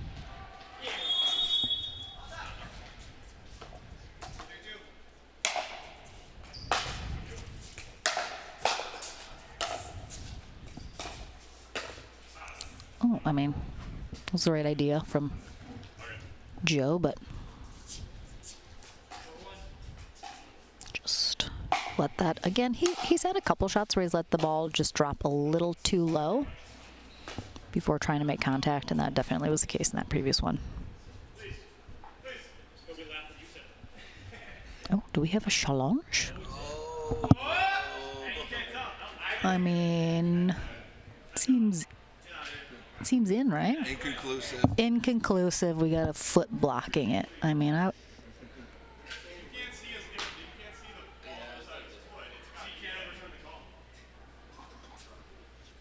Calling court stands, Luke. It's whatever that it was. Whatever they called stands. Inconclusive.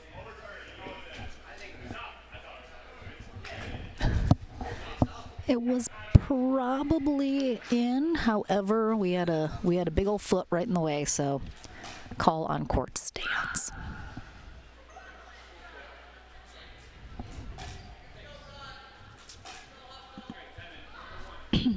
Excuse me.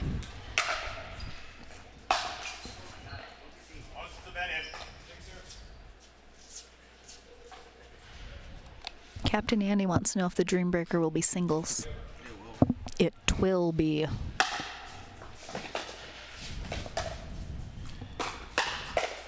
All right. Colton has not come out on the majority of those speed ups from Colin. That one finally does, however. Same guy, though.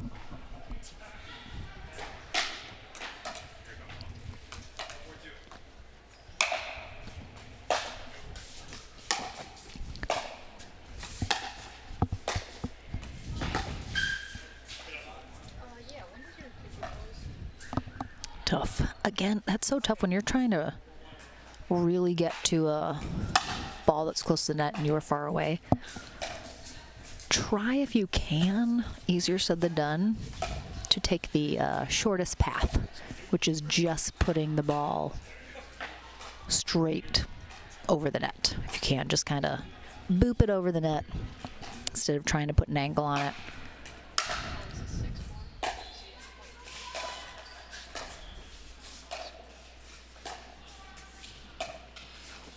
Nice, good change up.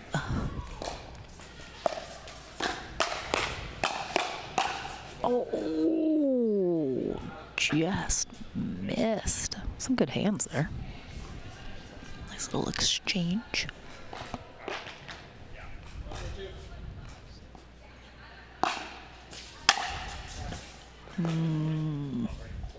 Again, like I mentioned, serve in, return in, third in.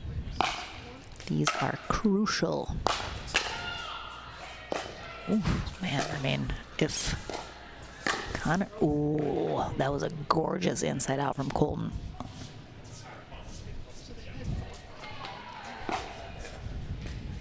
You can see Colin 100% thought that was coming down the middle. Really good disguise.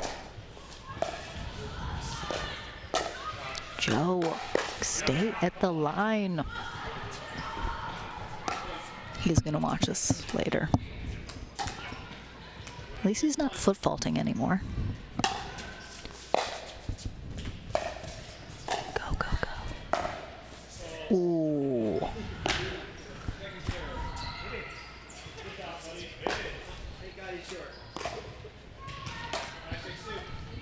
Five, 6-2.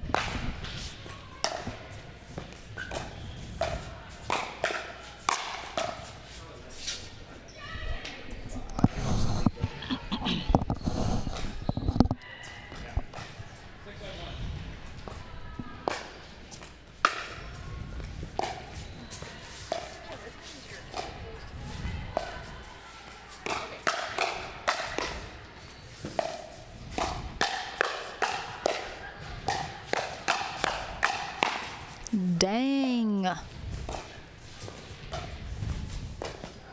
Oh, Joe. No. Oh. Look at Joe wiping his brow because he knew he got away with that. Ugh. That was really nice. Really nice. Nice get.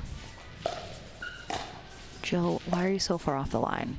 As I retroactively tell you this when you watch it later.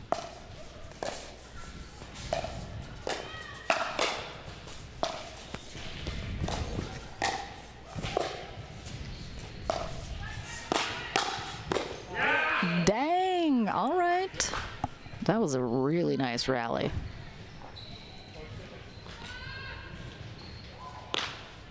Good spot there. Again, caught Colin as he was making his move up, which again, it's the right thought. He knows he needs to get back up.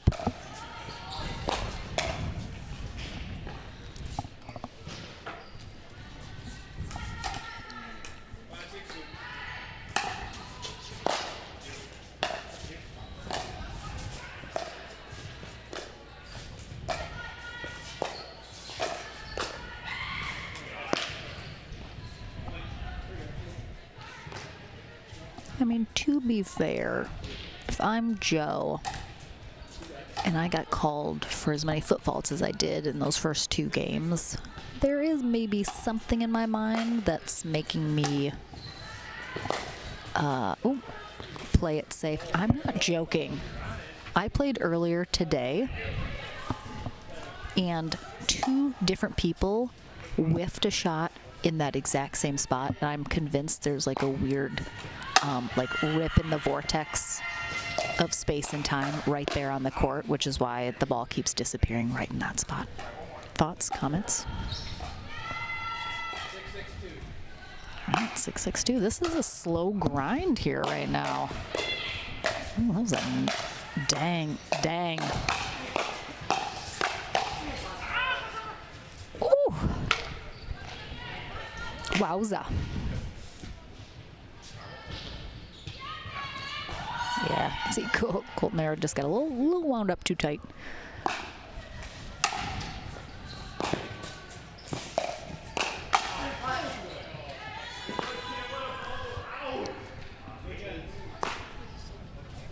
All right, we got an end change here as the little demons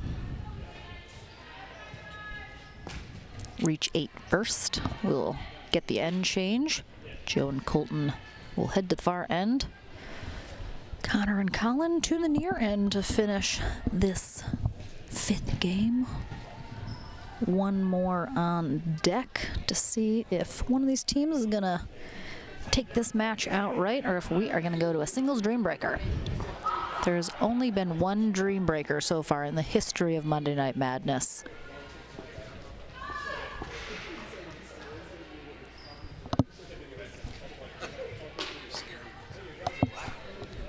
Jump scare.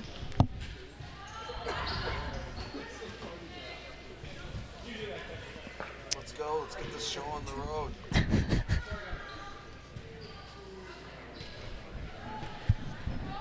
Per usual, I don't think there's going to be much strategy shift at all. Probably won't see much of that at all from either team for the remainder of the evening. Haven't seen it much even up till now. Timeouts have been, I mean, this is an end change timeout, but might as well take the time that you are allotted anyway. But most timeouts we've seen have been, I would say, strictly trying to ice the other team / cool off momentum / get yourself out of a little hole of mistakes.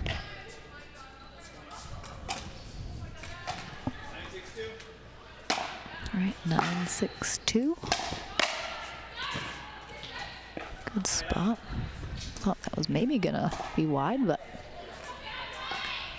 Joe kept it in.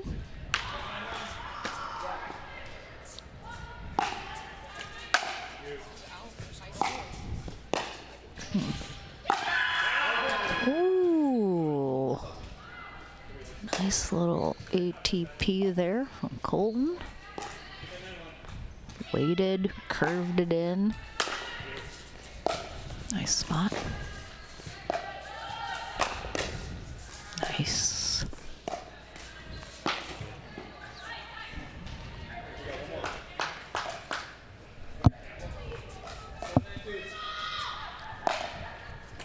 Seven on two.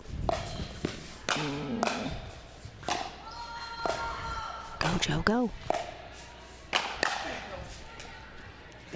Yeah, I mean, Joe had a pretty decent drop. The one before that didn't move up for some reason, and kind of, again, Colton was at the line. Nice. Ooh, swinging away here.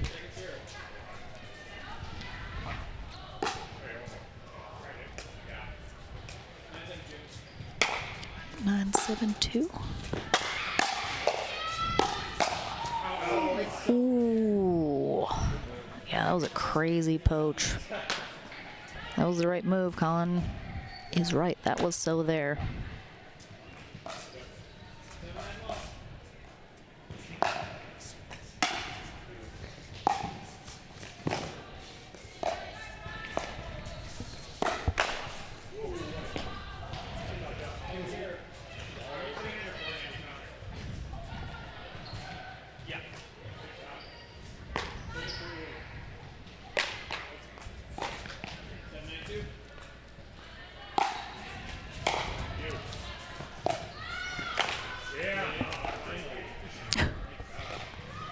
Joe says finally. I mean, he got away with that there. That was definitely up a little too high. That was just the error from Connor. But again, doesn't matter how you get it. Yeah, Joe has just been uncharacteristically been leaving so many shots high. Really just, I mean, it's just making more work for him.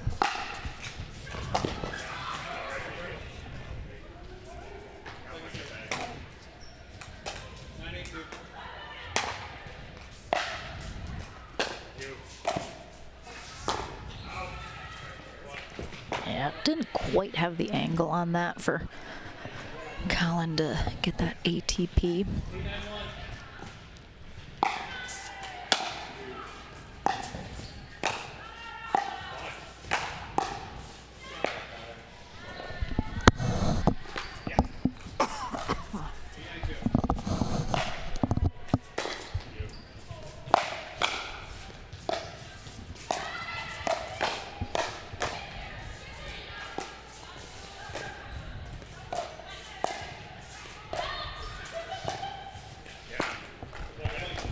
Nice. Kept those dinks very low and unattackable. And we are tied up at 9s.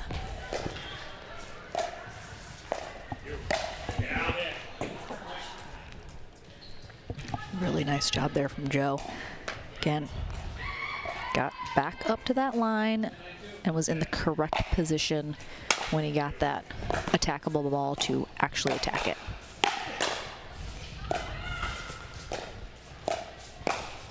Oh, yeah.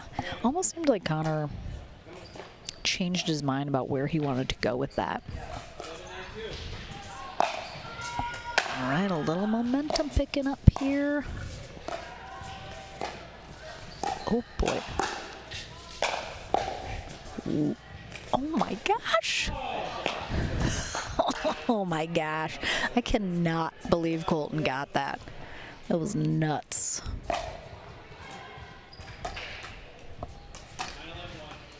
All right, good little run, though. Putting him out in front by 2 again. Creeping towards that final point. Oh, no. I want to see an ATP on that one. Or at least just put it straight up over the net.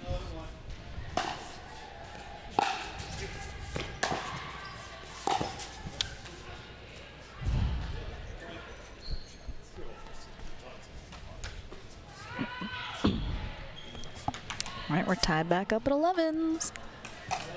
11-11, make a wish.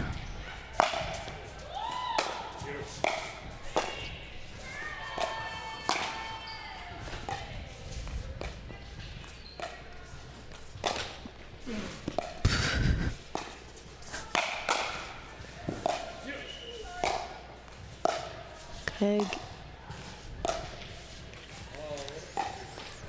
I like the idea. Trying to get a drop in there.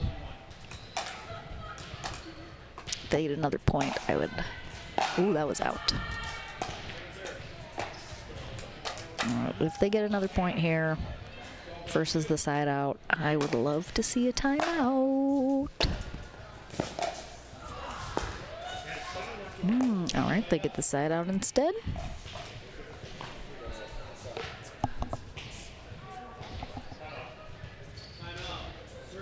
Oh, an offensive timeout. I like it.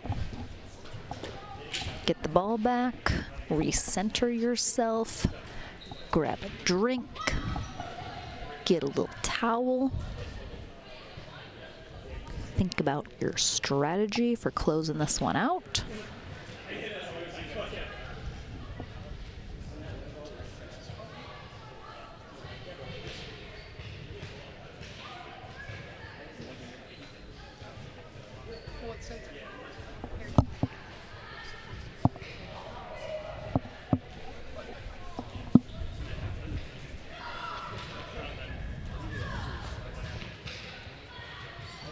Definitely looks like we're getting some good strategy talk here from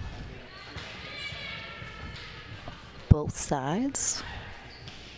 All three gentlemen on their feet, having a little discussion.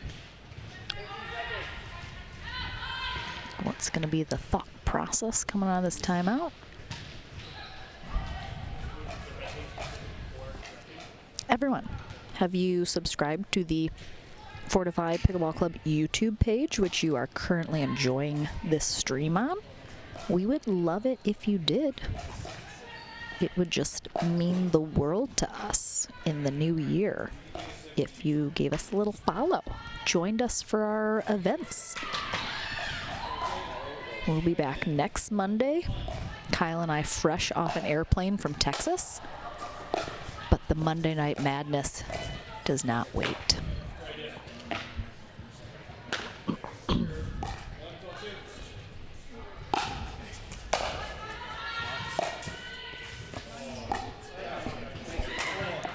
Well, that offensive timeout might have backfired on Joe and Colton. Ooh. Oh, geez. Might have saved an out ball in the middle of that, but sometimes when life comes at you fast, you gotta stop and smell the roses, or you just might miss it. All right, 13-11, 2. That was a good spot there from Joe. Kept that nice and low. Again, Connor and Colin, I would say Colin more so, wants to speed up any shot he even has a glimmering of hope of doing. So Joe did a great job keeping that low.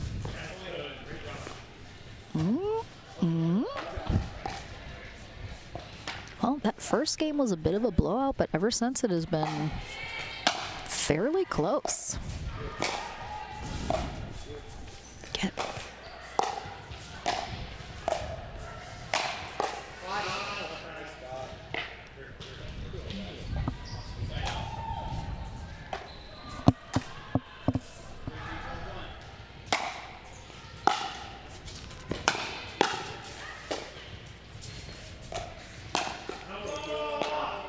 Again, what'd I say?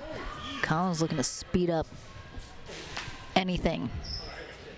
I mean, that's not necessarily a good shot. It was definitely going out. However, he does a great job of targeting his opponents. If he's going to attempt that speed up, he's at least going to put it near somebody's body so he has a chance of hitting them, which, decent strategy if you're good at it.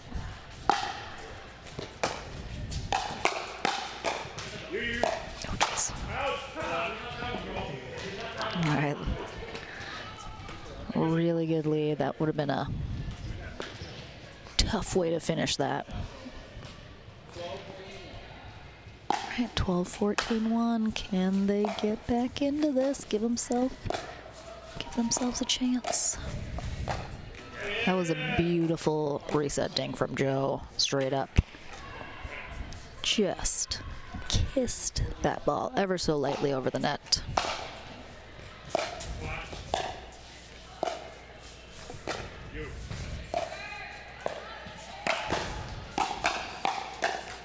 Ooh, nice hands. Again, at this level, you have to expect the ball is coming back. That was a nice attempt there from Joe, but Colton was ready. Ooh. Ah. Oh no, it touched the ceiling. That's hard to do. It's hard to do. These ceilings are very high. Ooh, but we're tied up at 14s. Ah. Is this win by 2? Kyle's sleeping next to me.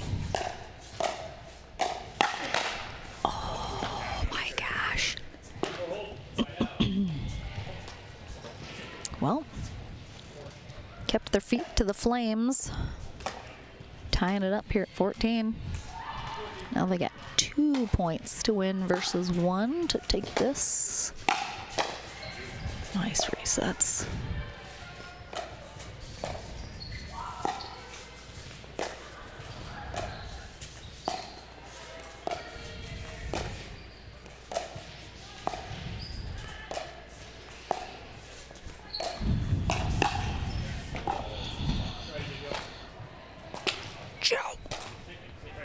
No.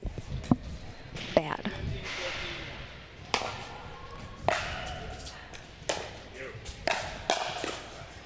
Ooh.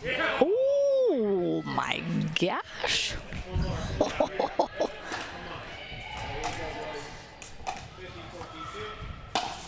right.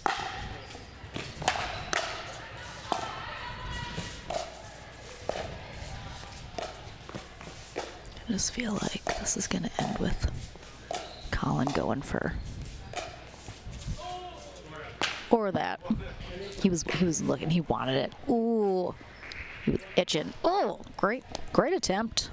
But it is the little demons that eke out that win. So they will go up 3-2 here, and now all the pressure on the Stinky Dinks. I hate that name so much. I hate it so much. We'll be back with the finale of our 3v3 Monday Night Madness right after this. Pickleball has evolved, but paddle cores have kept us in the past. Until now. After over a year of R&D and hundreds of prototypes, we've broken through to bring you something groundbreaking.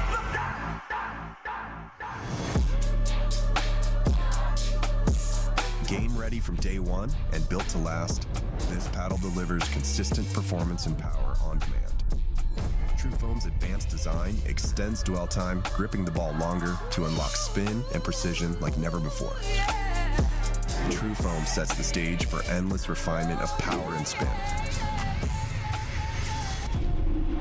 The next generation of pickleball begins now.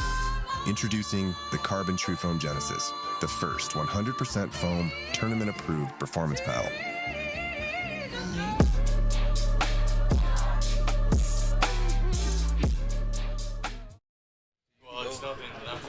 Welcome back, everyone, to our 6th and final game of tonight's Monday Night Madness. If, however, the black team wins this game, we will have a dream breaker to decide who will be the victor.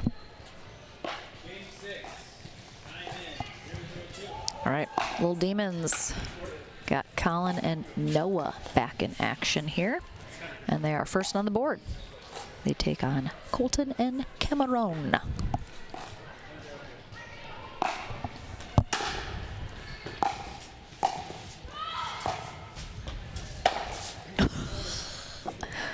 That was impressive to hit that under the net. Honestly, I'm equally impressed that that just happened versus him actually making it. Ugh. Ooh. Look at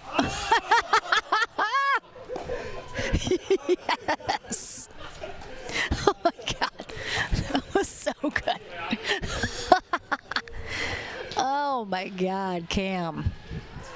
That was the best thing that's happened tonight. I'm so sorry, everyone at home, if I was too loud on the mic. Oh, that was good.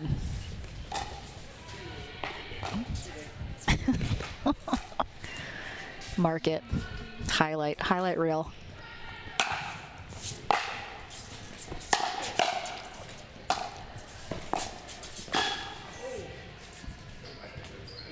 What happened?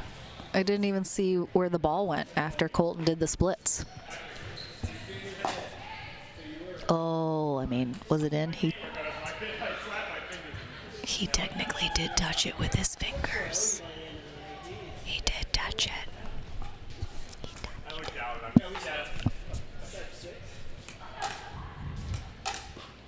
Excellent effort not to fall in the kitchen. All right, 1-2-2.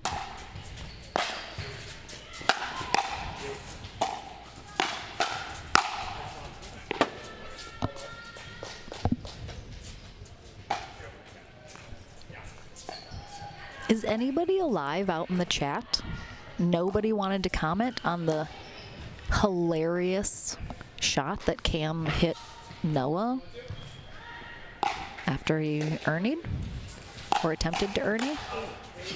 Actually, technically, I think it was a fault regardless, because since Noah went for that Ernie, he almost killed Colin.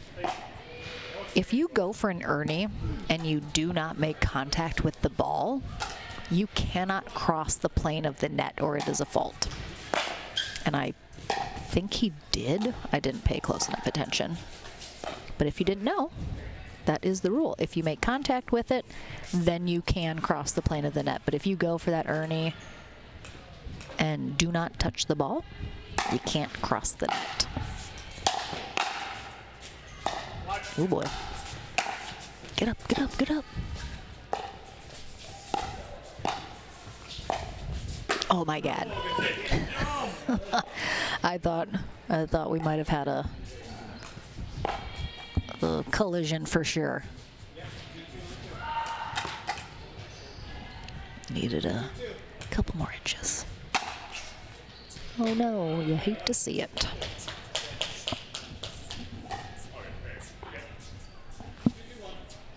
All right, 2-2-1 here in our final game. Unless the black team pulls off a win here. And then it's tiebreaker to the death.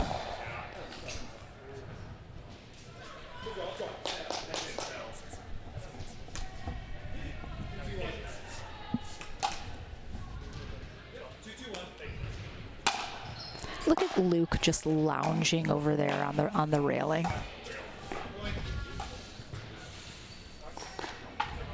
He's had a long day. Needs a good lean. 2. No. What did I say? What did I say, people? What has to get in? The serve, the return, and the third. Oh. Almost saved Colton there.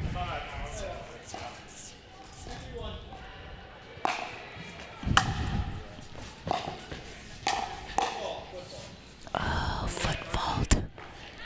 These guys are killing me tonight.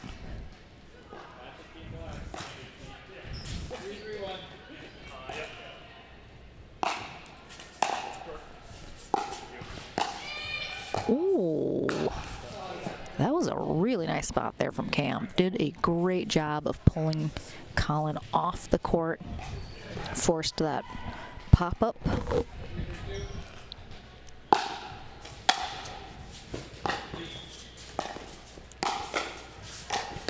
Ooh, that might have gone out. Good hands from Cam on the previous one, though. Right here.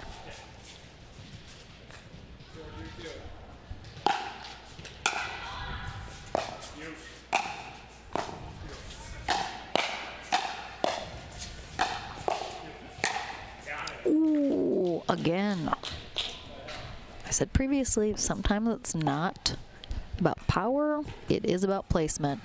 And that was a great change up there with that angle. Bit of an inside-out angle there from Colton.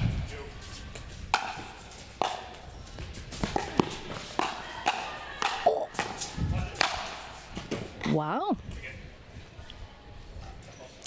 I think Cam had that, but they did a good job switching, moving around where they need to be. Stayed in a couple more shots. Ooh. Yeah, Colin just left that lane wide open. Nice job for Colton recognizing that.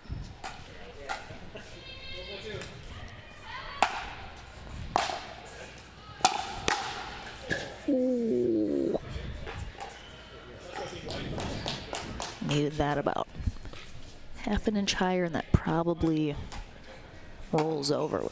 Cam, does he have the yips?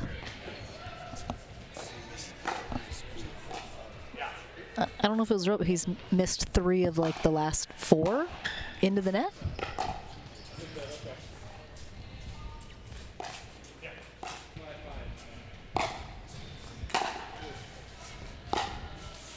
Cam loves himself a short hop serve return, I'll tell you what. All right, 5-5-2, creeping up the scoreboard.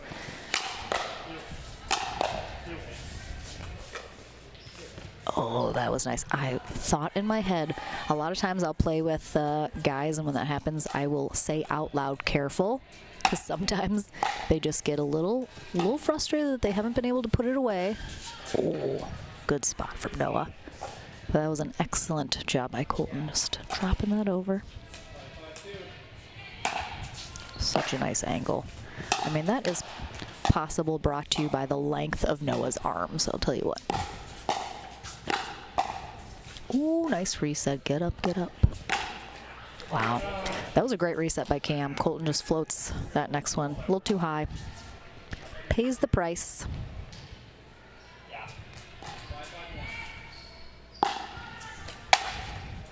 All right, if our pattern is holding steady, this is probably going to be another close game.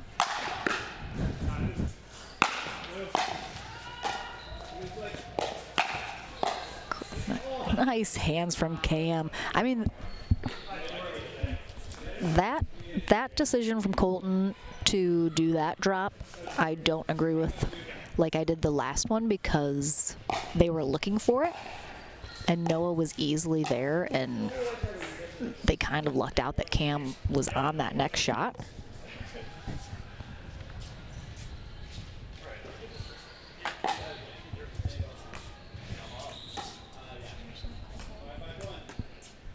All right, we are just stuck on 5s. And as I say that, the dinks get off of 5. Oh, he had that. He was just a touch wide. That was not long, just a little wide. Colton was swinging away. I can sense the build up here for everyone knowing this is the final game. Really nice speed up there from Colton. Again, a lot of times players at this level, they're anticipating their opponent's shots pretty well. That doesn't always mean they're going to counter them in the best way possible. Sometimes you anticipate it and it actually, no. Don't like that, don't like that.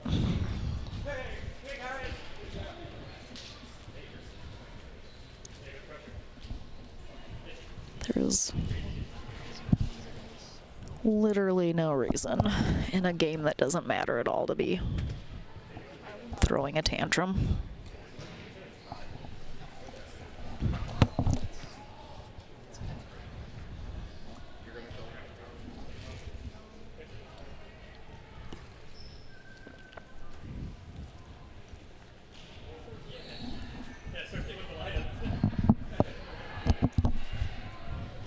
Well, Dinks have pulled ahead.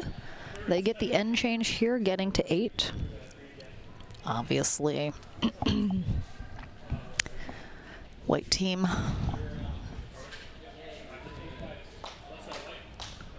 Or half of it, visibly annoyed about the situation.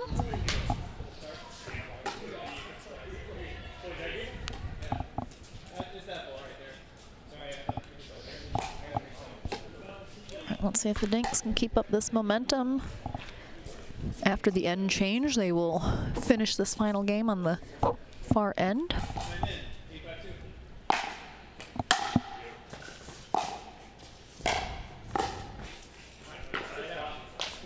Good spot, good angle.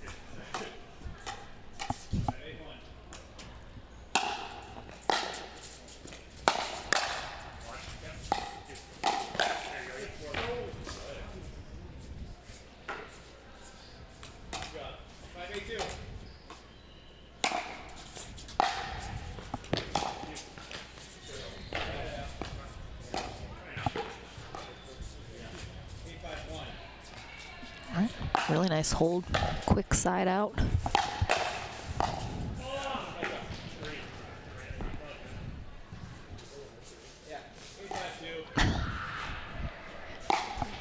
I agree, Tyler.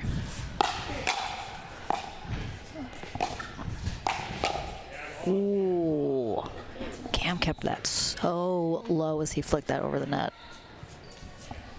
I mean, it's hard to see on this angle, but you can tell he just barely cleared the net. Caused that error from no really great spot. Ooh, that was a nice spot. I almost wonder if Colton was a little bit in between taking that out of the air or letting that bounce. They put one more point on the board though. All right, again, you can see Noah's court positioning when he got caught there, right in the middle of that transition zone.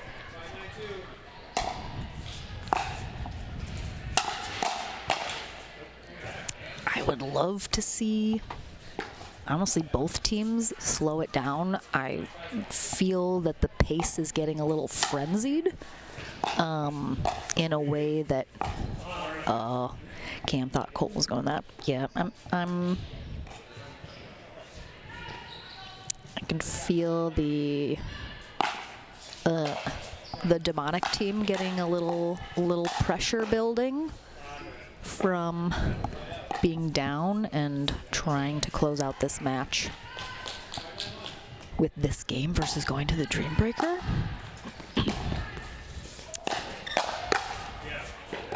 Everybody is just getting a little ramped up, it seems. Would love to see if they can slow it down. Ooh, that was nice. I'm honestly surprised Colton, especially, who was right across from Colin, was not prepared for that. Colin speeds up a lot of shots. Oh, look at how much Cam jumped. He was expecting.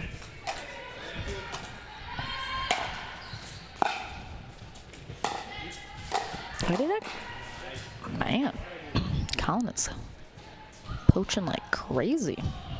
Doing a decent job at it. Yeah, again, just wasn't able to keep it down.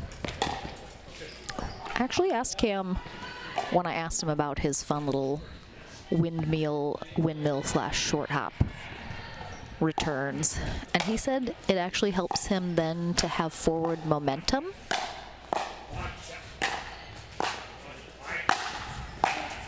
Wow, great get, Cam. Oh, dive, Colton.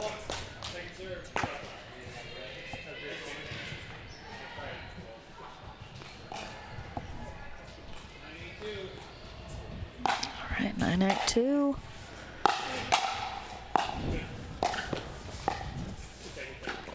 Colton, no. Again, I think because both teams are feeling the pressure of trying to win this game, they're doing a little too much sometimes just not playing smart. And I want to see Colton not stay in his lane necessarily, but not overextend himself in a way where he's, I mean, holy smokes. It's a tennis two-handed backhand if I ever saw one. But yeah, don't want to see him kind of putting himself in a position where he's going to be out of position should things not go his way. Ooh.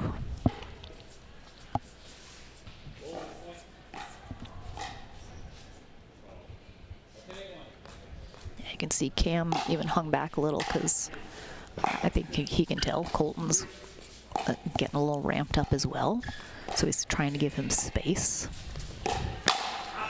Yeah, that was telegraphed just a smidge. I mean, Noah absolutely smacking the cover off of that ball. Wow, that was a really nice drop. Was that going to be out? Close. Oof.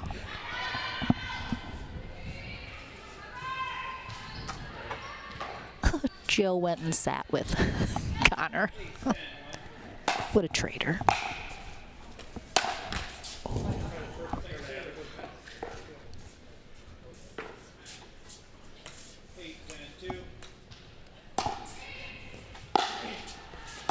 Nice return.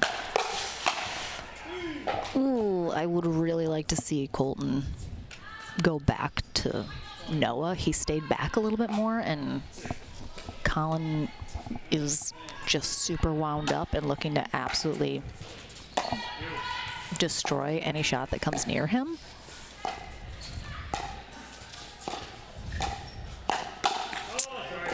Yeah, again, the loss of patience on both sides is clear at this point. Certainly, I don't mind that speed up from Cam. He just needed to get it down. We're tied up at 10s. It's going to be a photo finish. Oh, good leave.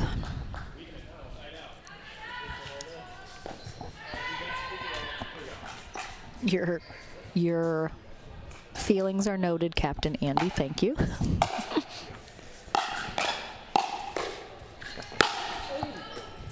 All right, someone's gonna. I'm pseudo glad I'm protected back in my alcove. I'm feeling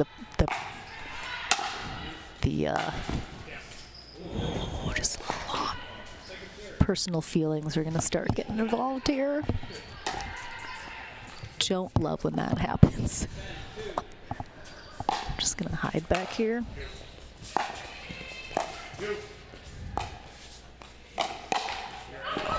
I mean, Colton was more ready that time for that speed up, just didn't hit it the way I wanted to. Oh boy. Wow, that was just one of those lucky put your paddle out and hope it hits it. And it did. Great outcome.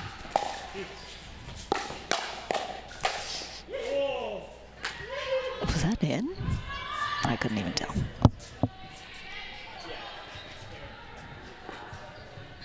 Oh yeah, very in.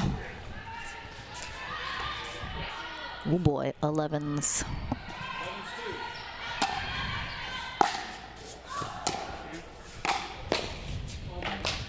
Yeah, Colin just ahead of that. Got what he wanted, anticipated it well.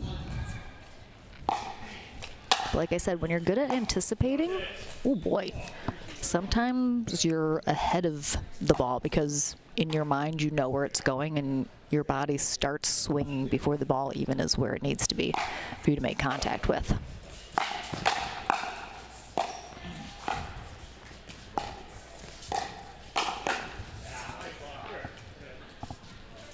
Man, if I am both of these teams, I start putting those dinks in the middle and absolutely cut down any chance of leaving them too high and attackable. Ooh, wow, that wasn't long by much. A rare lob, have not seen many today.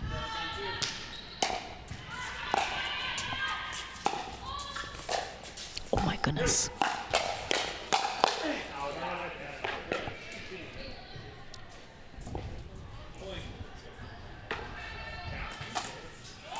Yeah, I think Noah and Colin have just been way too on those. They're just, I think Colton and Cam are better off biding their time, waiting for a truly attackable ball, because right now they're, I would say, just a little bit pushing too much things that aren't there. They're trying to make things happen in a way where they're probably better off just really waiting for a very obvious attackable shot and not try to force one to happen. Because again, Noah and Colin have been super on top of these. They're ready for the counters, extremely fast hands. And I think if they are, that's what they want. That's what they want Colton and Cam to do, is speed up to them, because they're ready. Their counters have been very good. And again, I think Colton and Cam have been doing better when they are waiting for the right moment. Get into dinks, slow it down, do not get into hands battles. I think, again, the score is super close. But I'd say the majority of the hands battles have been won probably by Noah and Colin.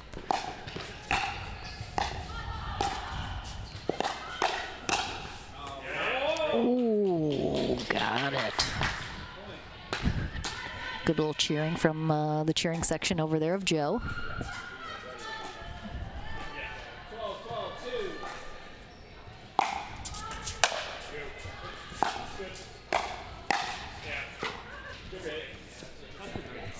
Oh, Tyler, I'm probably calling these stinky dinks just dinks because I'm sick of saying that horrifying name. Oh, I thought that was going to be long, maybe. So my apologies. That's probably confusing for me. Oh, my gosh. Wow, again.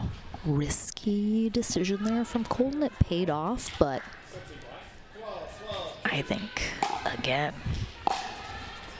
Oof.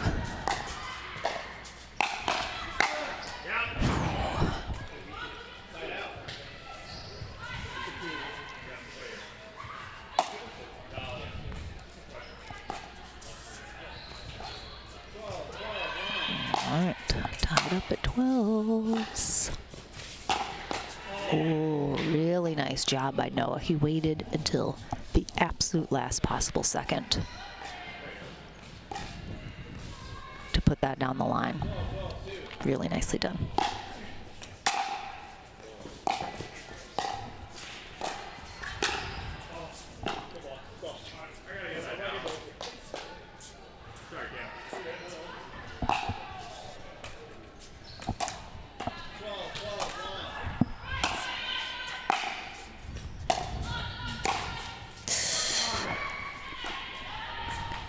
Nice drop there from Colin, as evidenced by Colton not being able to take that out of the air. Oh, that was so nice. I love that little ballet move that Cam does. It's very hard to know where he's going with that, and he did an excellent job disguising it.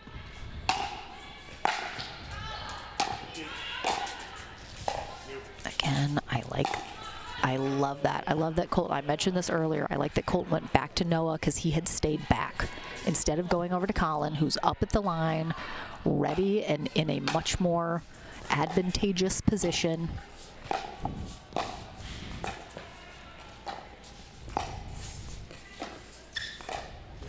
All right.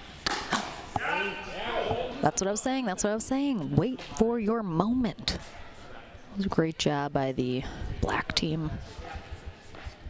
Getting into that dink rally. Waiting for the right moment. And they have a game point opportunity here to tie it up and take us to a dream breaker.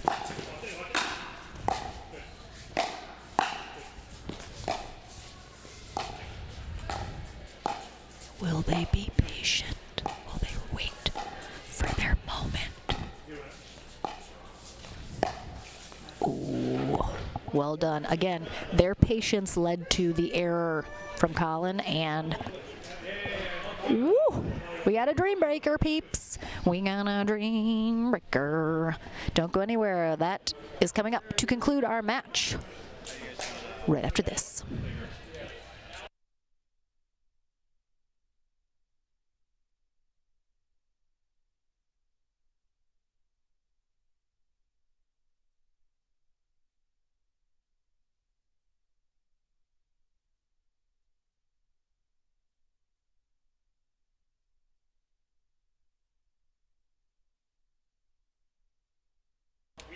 All right, no break, everyone. We're staying in the action. All right, so the way this is going to work, we have a Dream Breakers singles coming up. If anyone has ever watched Major League Pickleball, MLP, they are who created a Dream Breaker. Essentially, when you come down to a tie, it's going to be singles. So each team puts up their lineup of who is going to go first, second, third. It will be rally scoring, which means you do not score just on your serve. You score if you win the rally. Doesn't matter if you are serving or not. You win a point if you win that rally. So, rally scoring to 21, win by 2. So what's going to happen is we are going to play 4 points, and then they will rotate to the next player. 4 points, rotate to the next player. So it can either be, if one team gets all 4 points, then it's 4-0, we rotate. It could be 2-2, we rotate. However, it adds up to 4, that first 4 points, then they rotate. So each 4 points, the next player will come in.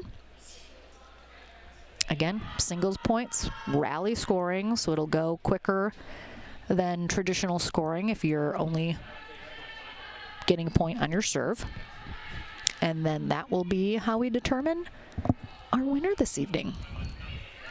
Really evenly matched play for the entire night, except really that first game. But again, that's why so many people, when they play pickleball, say that first game is a warm-up game, because a lot of times it takes that first game to kind of get into a groove, get warmed up, shake off the jitters of the match ahead of you, get into it.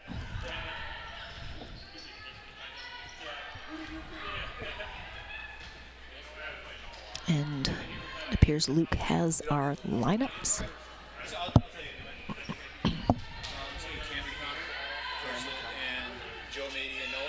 All right, Cam and Connor. So every 4 points. All right. Rally scoring, Luke, 21. All right, kiddies. Here we go. I think all these players are pretty good at playing singles. I think all of these players have played singles before. A lot of times on the MLP teams, there were what people call singles specialists who generally are better at singles than doubles, which is a little bit rare. Get it going. So we're going to have Cameron Hyatt starting us off, and Connor Purcell.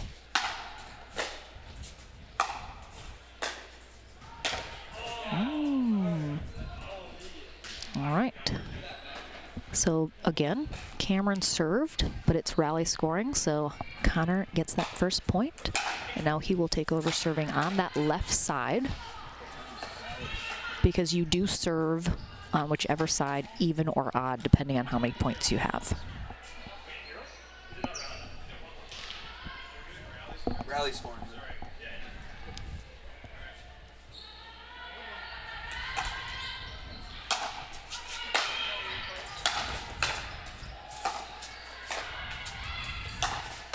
Oh, wow.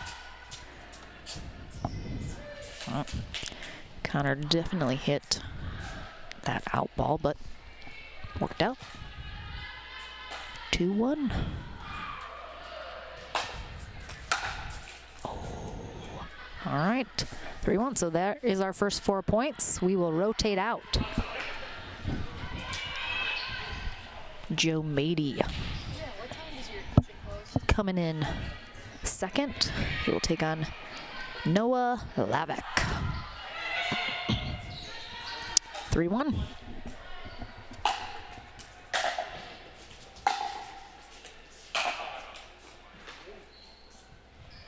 Well, there you go, Tyler. He did.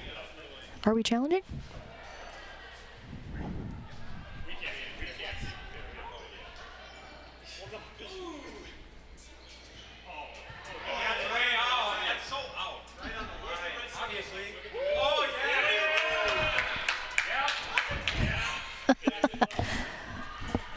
Love a good close call replay here in the Dream Breaker. All right, 2-3. Oh, just wide. Again, Joe has said he really feels like singles is the most rewarding because it's more of a grind. So he definitely is well versed in playing singles. As I mentioned, I believe everybody else is as well. Or at least there's a lot of tennis in everyone's backgrounds, which lends favorably to singles and pickleball. All right, 5-3. Rounding out the team, Colin Chapman takes on Colton Thielman.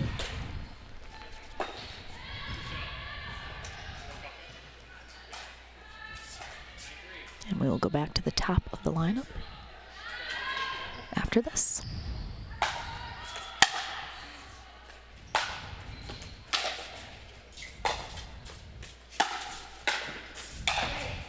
Ooh. Colton did a great job. He voted to stay back. Single strategy is definitely very different than doubles. You can see Colin there. Ooh, choosing to come up to the line while Colton stays back. A lot of singles players do choose to stay back in singles. Give themselves a better chance of kind of seeing where the ball is going. All right.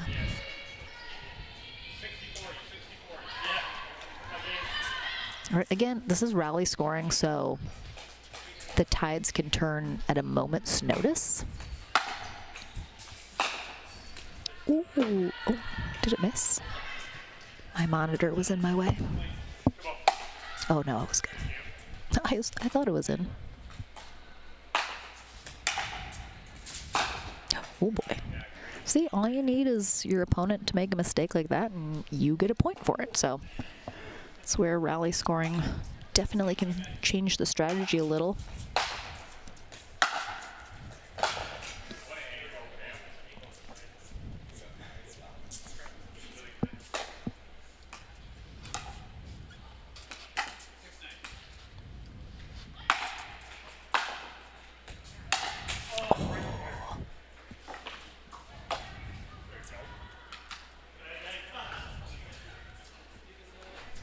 Again, this is to 21.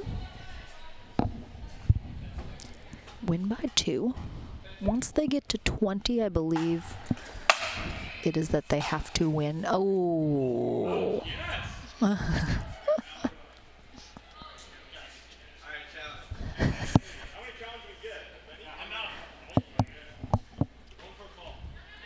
think Joe just decided to call that out in the hopes that it was.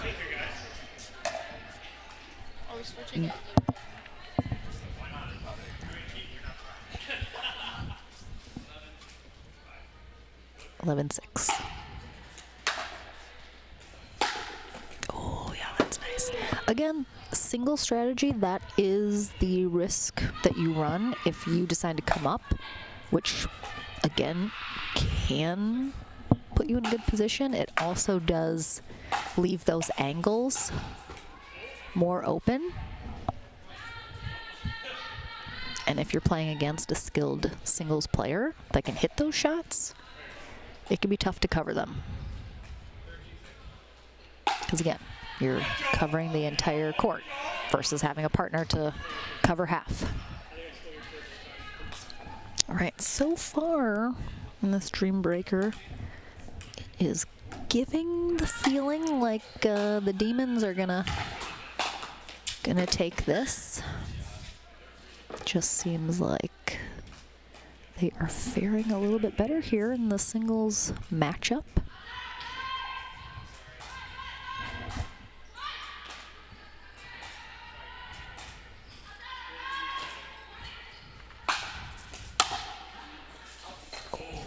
Just misses wide.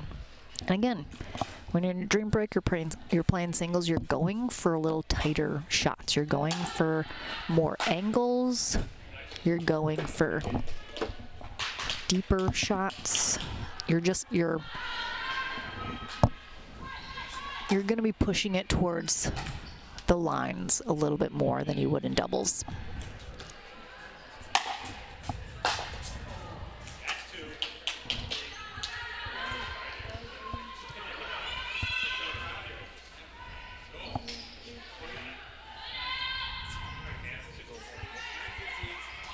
All right, 9:15. Good spot again. Connor chose to come up. That time he stays back. Ooh.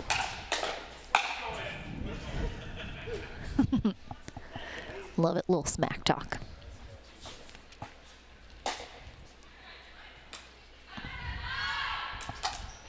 Yeah, we would have had a kitchen violation even if Cam hadn't have got that back. Oh boy.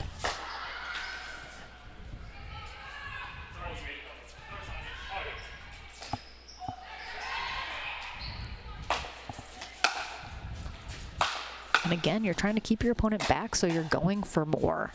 Ooh, almost. He was there. Good hustle. Has everyone watching subscribed to the Fortify YouTube channel? I'd really appreciate it.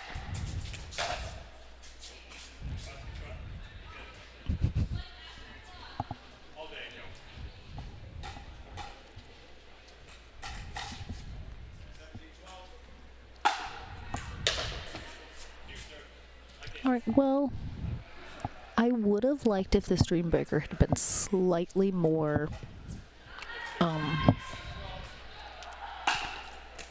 tension filled. What's the word I'm going for? Just a little closer, keeping the suspense a little higher. As I mentioned, it's not a total blowout, but ooh, all right. As I say that, one point closer. I mean, this could easily turn around with the rally scoring. I wouldn't be mad about it.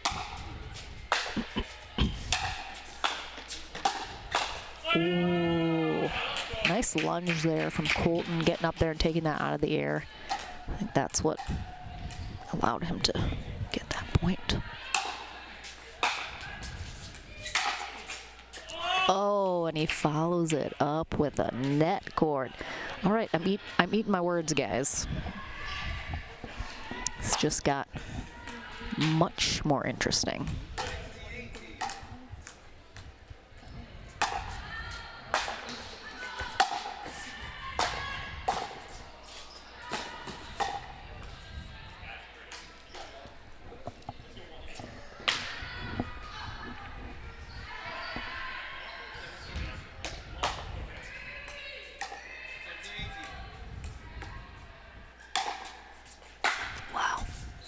crazy serve. Oh, I thought that was a little long. I mean, dang, that's all it took was one player to run out a 4-0, and it's tied up. I mean, I manifested this for you guys. I hope you appreciate it that I manifested a closer dream breaker. Keep the suspense high. Oh, almost. That was close. All right. This is why rally scoring can be very exciting as well. It's so easy for a team to get right back into it. All right, so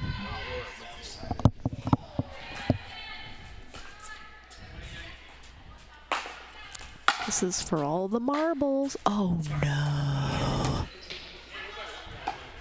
Okay, win. All right, it is win by 2. So even though this is to 21, neither of these guys is going to win. Right here, because I got to get 2. Oh boy.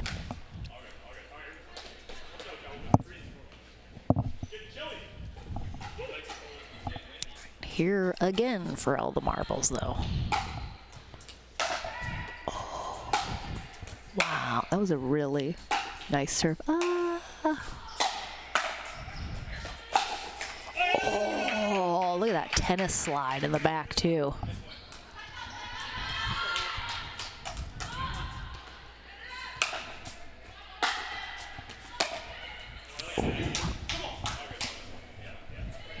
All right, well, the Demons are getting quite a few opportunities to close this out. Ooh, and they'll get it done with that gorgeous little curved shot. Great job playing, everybody. And I got what I wanted, a closer dream breaker that actually was interesting. All right, so it's the Demons. They're going to take that win straight to hell. Thank you for joining us, everybody. This is a fabulous little evening.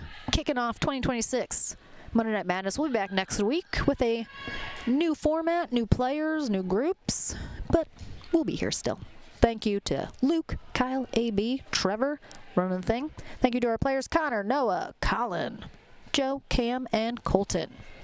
Great job, everybody. Enjoy the rest of your evening. We'll see you next week. Bye. I